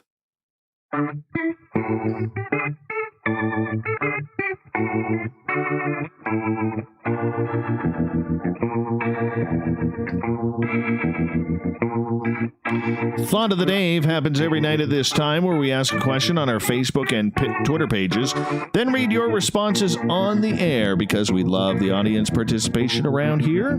Today's Thought of the Day is as follows. Sea monsters are scarier than Dogman or Bigfoot. Prove me wrong. Oh, yeah. Sharks, Megalodon, Kraken. I'm going with the sea monsters. Yeah. Never mind if you go up north and you got the narwhals who just want to stab you and the polar bears who want to rip you apart. Mike says it's all about the Kraken. It could munch an entire tall ship. William Pullen, he agrees with the assessment of the water. Why? A creature that comes from below the surface of a lake or ocean is far less likely to be seen approaching, as opposed to a land animal which is not so inconspicuous. That factor can make such a creature more feared than a land animal. John says, I'm fearing Megalodon. A shark the size of a school bus would scare just about anyone. Jeremy, hell no. I would enjoy seeing Loch Ness. Ron, yes, I've known a couple. They are scarier. Natalie in Belgium, yes, because most dangerous sea creatures either have very big teeth or venom, and I would not want to mess with that. Grant, not if you live near the sea. Yeah, right. Or nowhere near the sea. Yeah, you're right, Grant. You're right. Alex, you just brought up a great philosophical point, because sea monsters presumably are species with less intelligence whose brains and evolution are all for survival in very challenging environment, and thus kill first and ask questions later. Land cryptids such as Bigfoot presumably are very intelligent. So does intelligence make you more dangerous, meaner, or more evil? Or does less intelligence, a more primitive brain, make you more dangerous? Don, human beings are the worst monsters of all. Of course they are. Heidi, absolutely not. Bigfoot and Dogman are much scarier because they are clearly more mobile.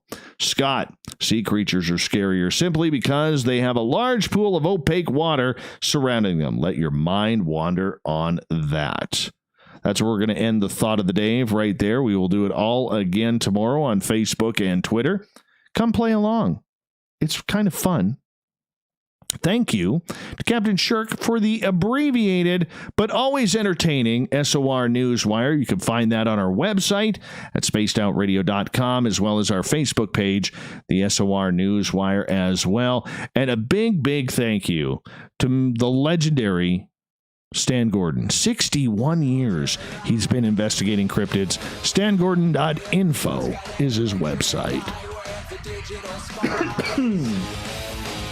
We got Mr. Ron Bumblefoot Thal rocking in the background with Little Brother is Watching. Bumblefoot is the official music of Spaced Out Radio, rocking us in and out of every single show. Get your horns up for the guitar god himself. Special thanks to everybody listening in at work, at home, in your cars, wherever you may be. Thank you to everybody participating in our chat rooms on Spreaker, YouTube, LGAB, Revolution Radio, Facebook, the Space Travelers Club on our website, and to all the snarkers and snarkheads hanging out on Twitter tonight. You were absolutely amazing, and thank you for participating on our YouTube chat. 167 people tonight. Remember, this show is copyright by Spaced Out Radio and SOR Media Ventures Limited. Thank you so much for choosing to share your evening with us, because together, my friends, make a mistake, we're watching. We own the night, Mr. Bumblefoot. We need a favor. We need you to take us home.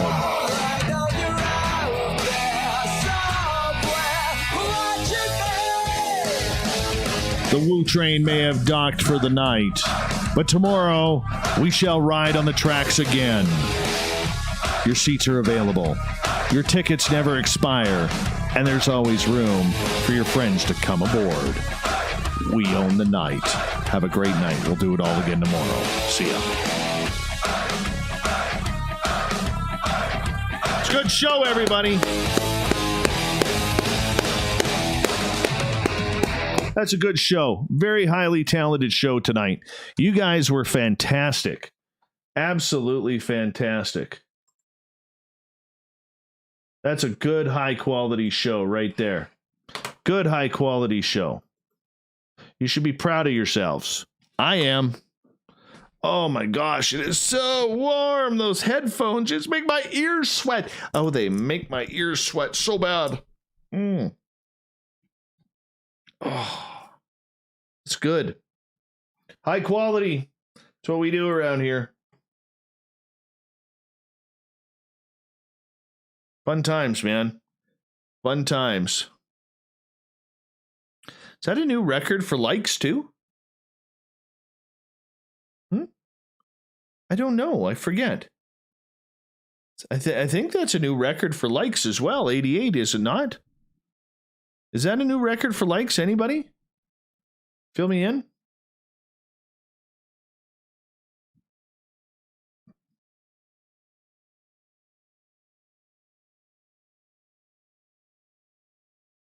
I don't remember.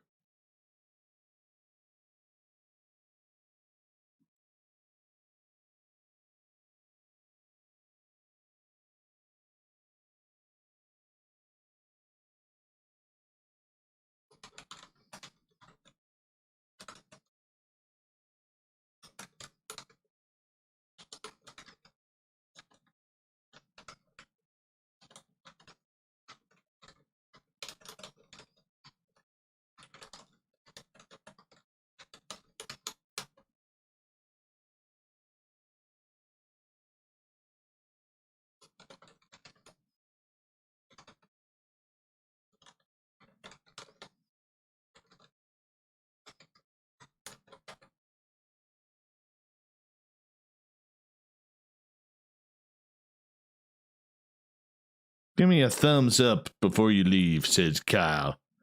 Way to go, Kyle. Standing up for the thumbs up, man. That's what you do.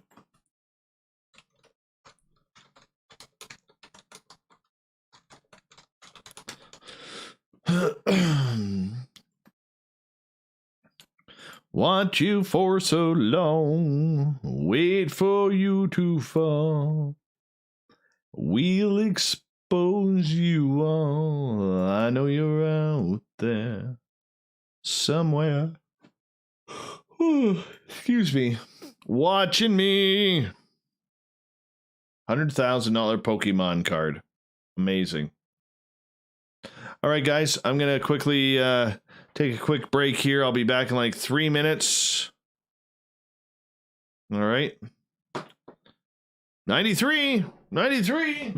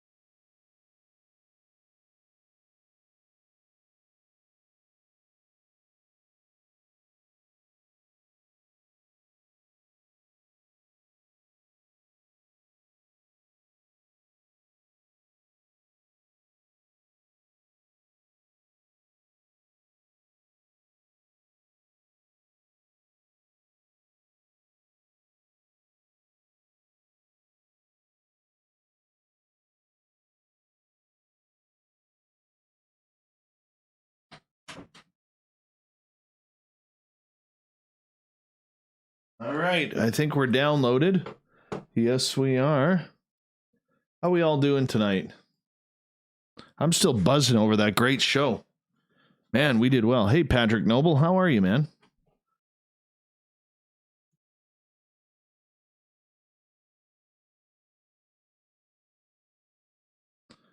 All right, so let's go Dropbox here. Let's go. It's for there. By the way, if you haven't read Joe Mergia's take, it's like 24,000 words. I mean, it takes a little bit on the Wilson documents. If you're interested in UFOs, please do.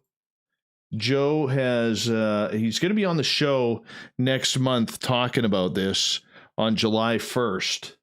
But Joe did an incredible job researching this.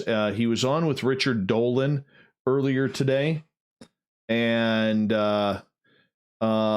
did an amazing job. I haven't seen normally something like that I would try to catch, but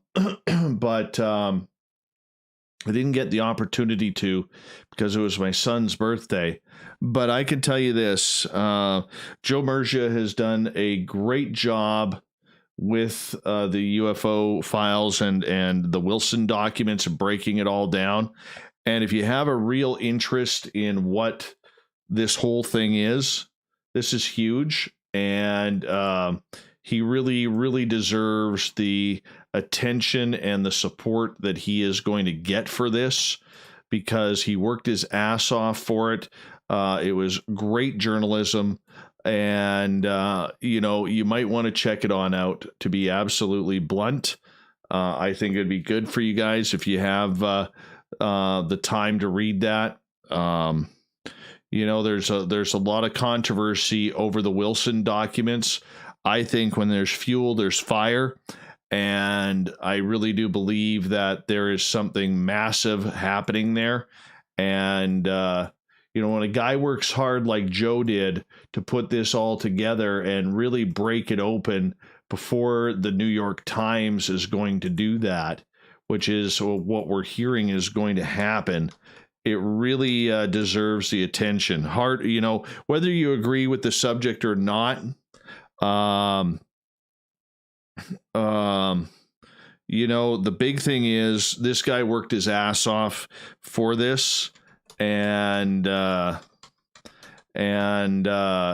he deserves a good pat on the back for hard work, because we're always trying to figure out what is going on in this weird, strange UFO conspiracy world.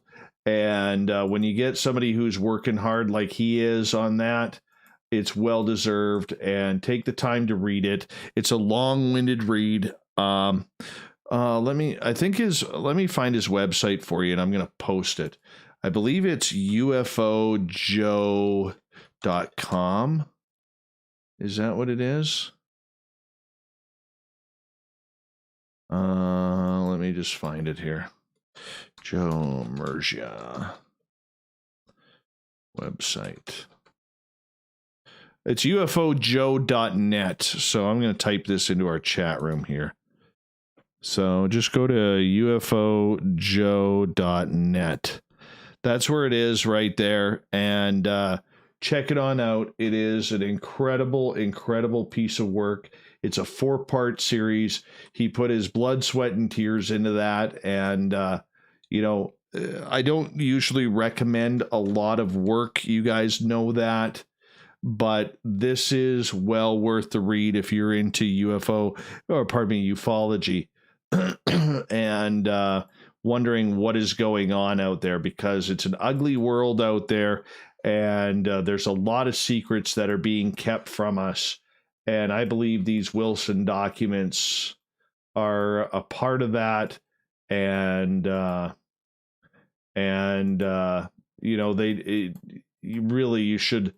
You should check it on out if it's something that interests you.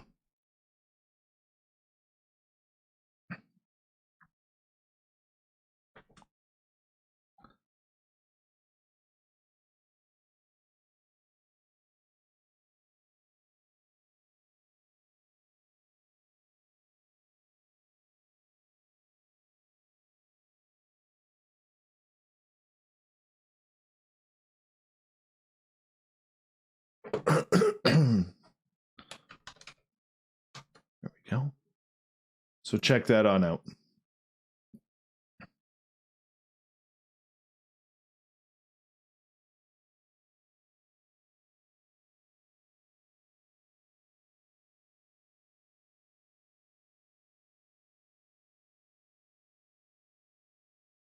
I don't know if Eric Davis is a liar, PBR.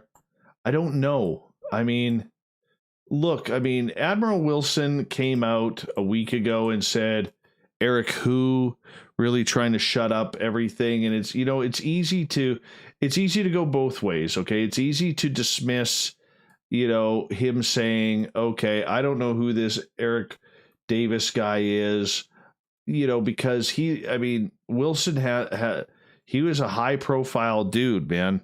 High profile dude.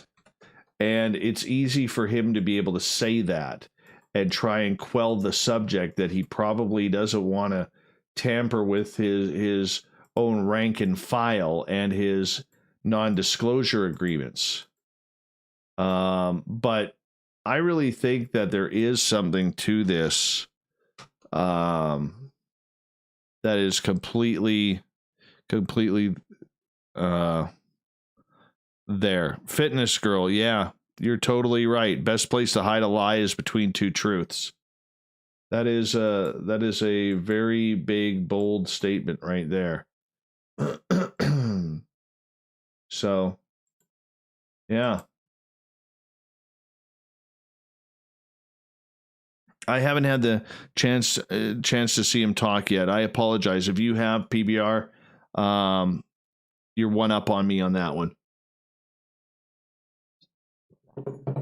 But also don't forget too, not defending the guy. There's a lot of people who panic during interviews because they don't like it. They don't want to be in front of the camera or on the microphone. It's just not their style. So, just have that in the back of your mind too, right?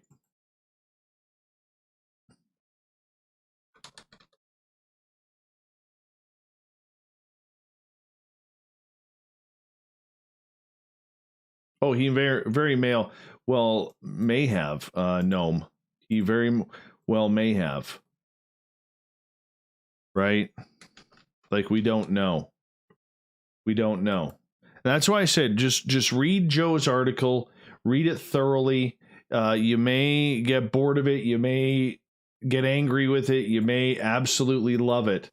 It's really going to be up to you how you react. But, we're looking for good information regarding these subjects. And I think the story here that I'm trying to get at is really check out Joe's stuff and watch what Danny Silva is doing right now.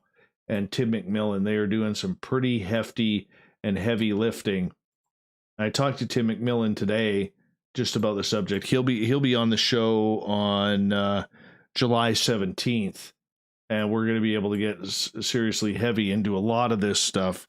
But it's really, really interesting to see where this is going. And then with Marco Rubio going all over it. Yes, Vancouver better be an NHL hub city, man. Totally may.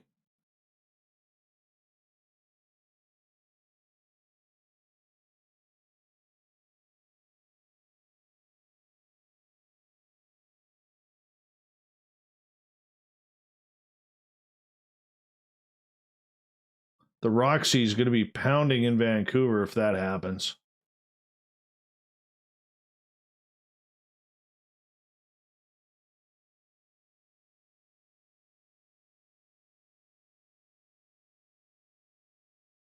I'd love to be in Vancouver sports media for that, man.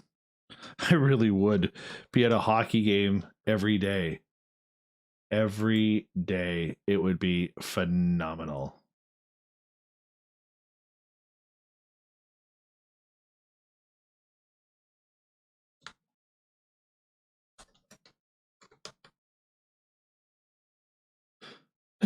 That would be phenomenal. Reminds me of covering the World Juniors. That was fantastic. It's like 2 games a day. It was awesome.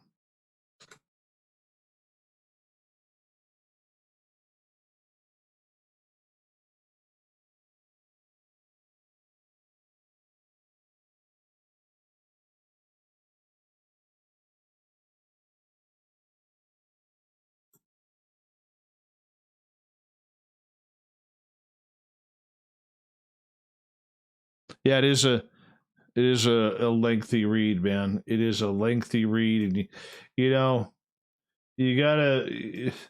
I'm gonna suggest what you do is you read that article, you go sit in the bathtub or lay down in the bathtub for a while, have a good relax, because it's gonna take you about 45 minutes to an hour to read it, and make sure you have enough hot water with you.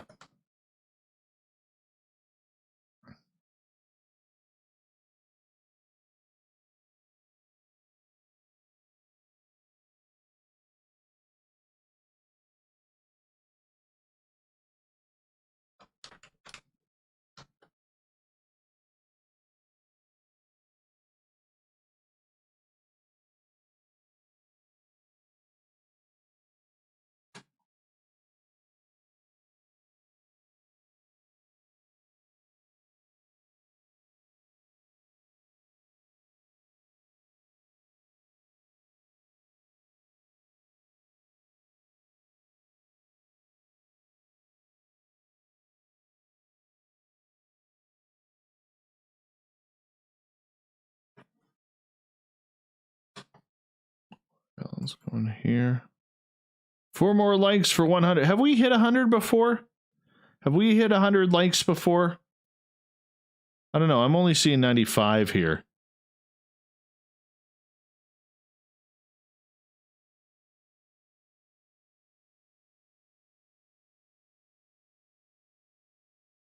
That's my Marvin collection back here.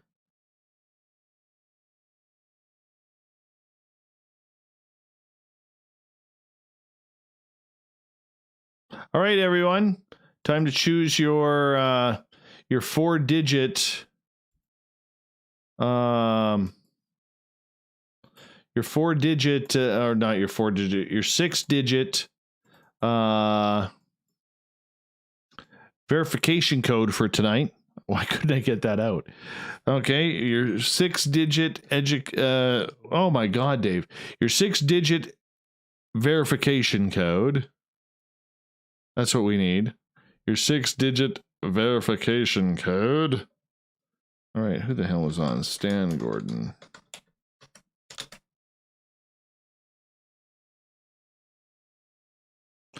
I'll get to this in a second.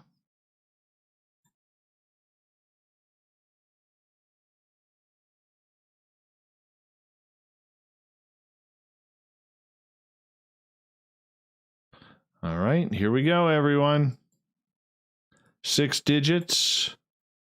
Your verification code for tonight is 207675. 207675. Use it wisely on your verification, people. Use it wisely. OU812. That's a good album. That tricky Van Halen. Tricky Van Halen.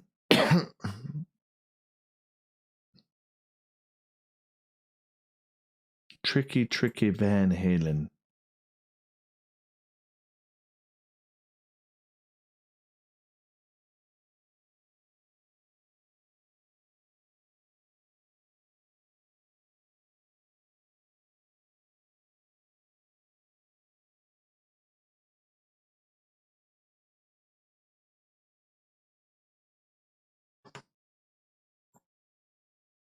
It's awesome.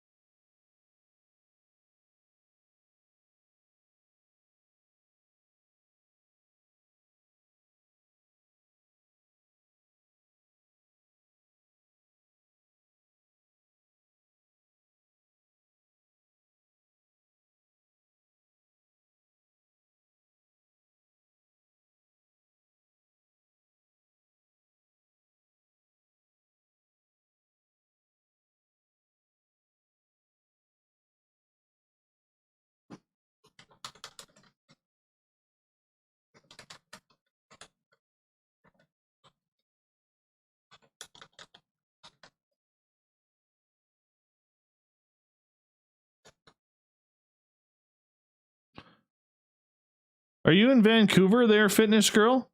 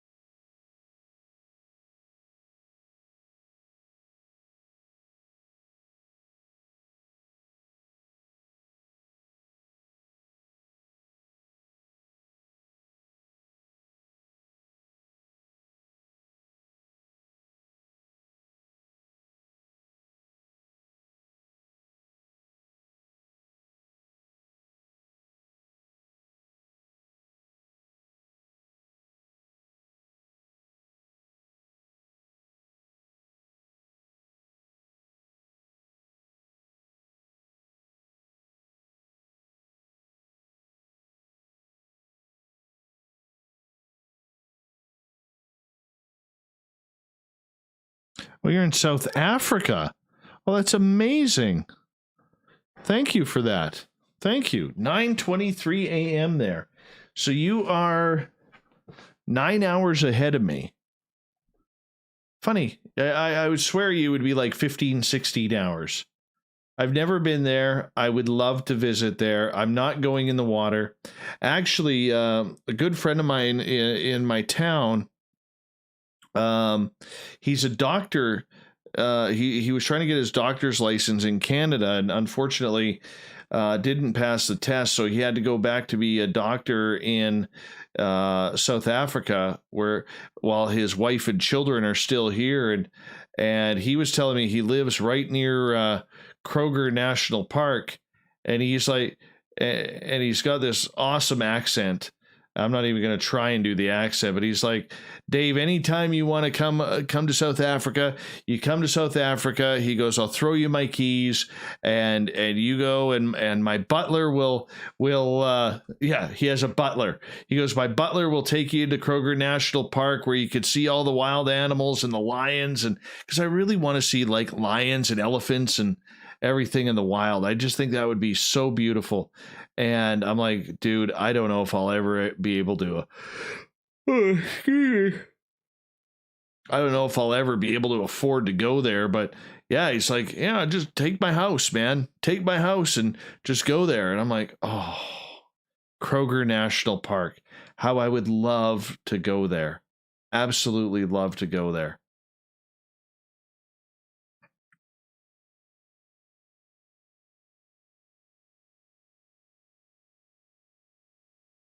Tomorrow's guest is Tim Scullion, who takes these phenomenal and wickedly weird ghost photos. It's just it's weird, it's insane, and it's pretty, like, if you Google his some of his photographs are just way out there.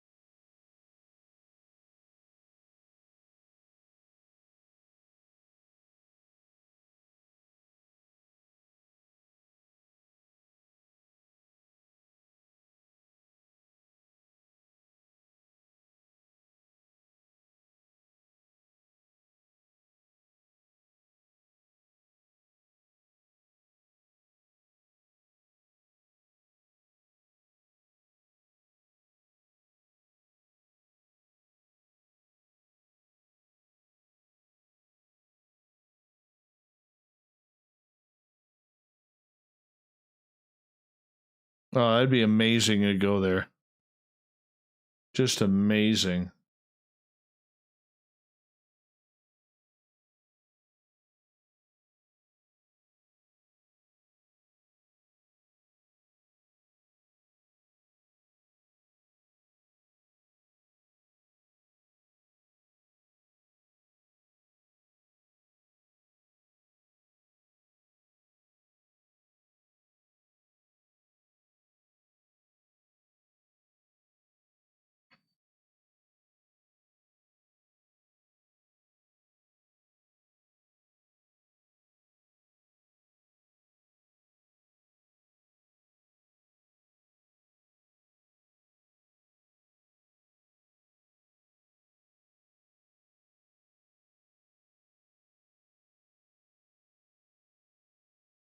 Where are we here on the downloads here? One file left there. We're at 50% there.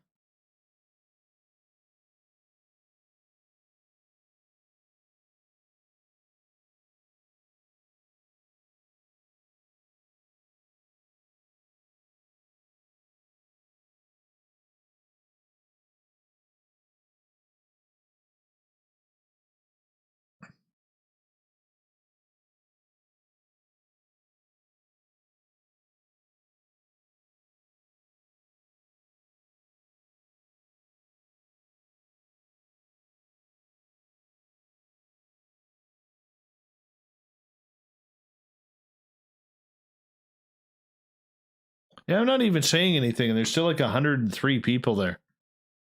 I lived in Duva Park next to what used to be called Whitbank.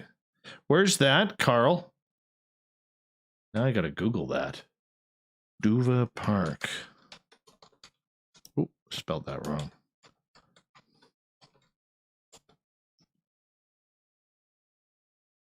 Oh, in South Africa.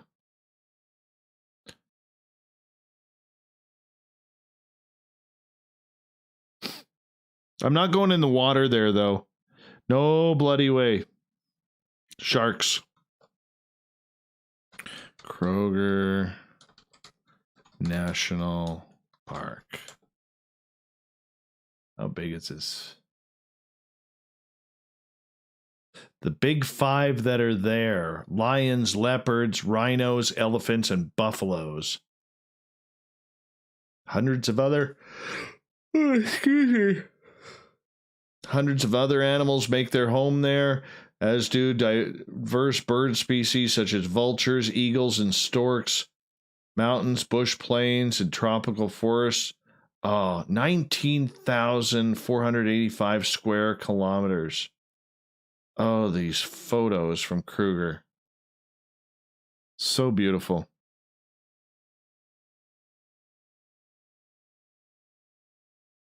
Honestly. Oh, this is just gorgeous. Some of the photography here. Elephants and lions and, oh man, giraffes. I mean, you know, like, it's one thing to see these creatures in a zoo, but living freely, I think it would be just so much better. You know, like, you're driving down one of the roads to go check out wild animals, and you know, you have a, oh, excuse me, like a herd of lions lying in the middle of the road soaking up the heat. Or how cool would it be to see like a rhinoceros? Hey, Dark Star, how you doing? Welcome. Thank you for the thumbs up, man. I don't know. I just think this would be cool. I think this would be totally cool.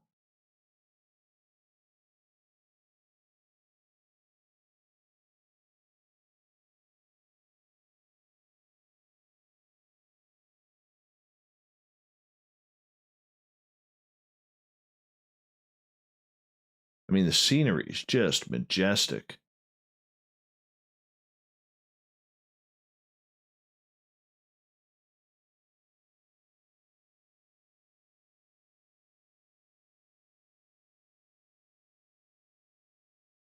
Wow.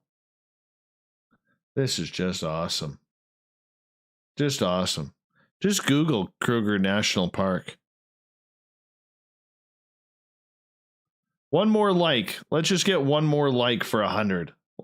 Can someone give me that one like for 100? I don't see it. There it is.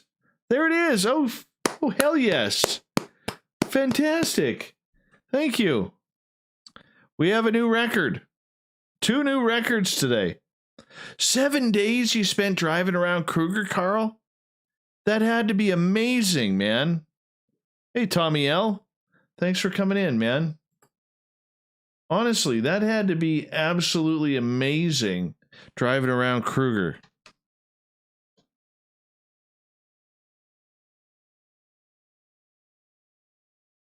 $101. Oh my goodness.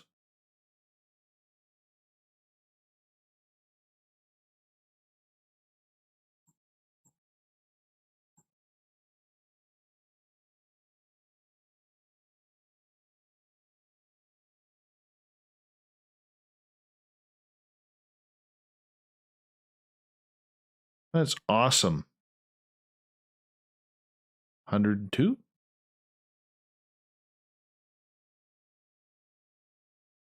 Well, we only got a couple minutes because my last one is at like 88%.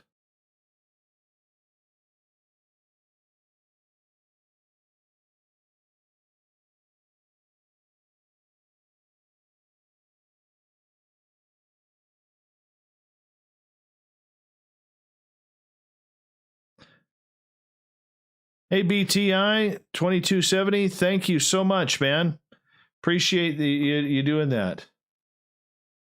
Appreciate you doing that. Thank you for the kind words.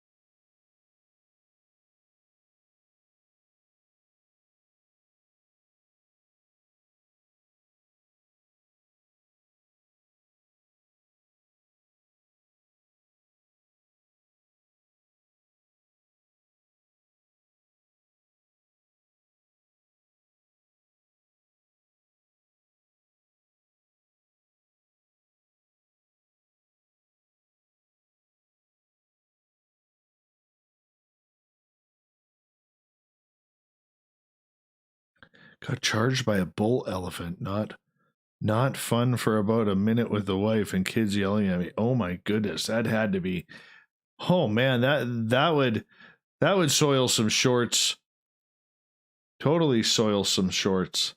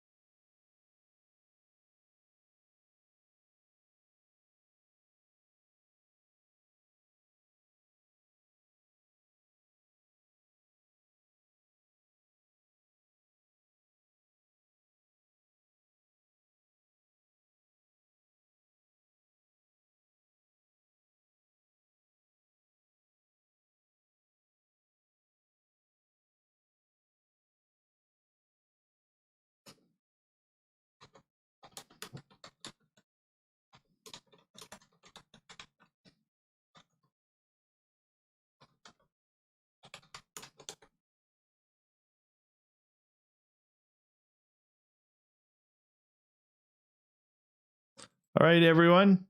I got to get to bed because I need to get up for work in the morning. Yay! So, anyways, we'll do it all again tomorrow, and we're going to hang out. Thank you to everybody who participated in the super chat. Thank you for all the love and the likes up there. And I can't believe we hit 167 people and 101 likes. That's just amazing.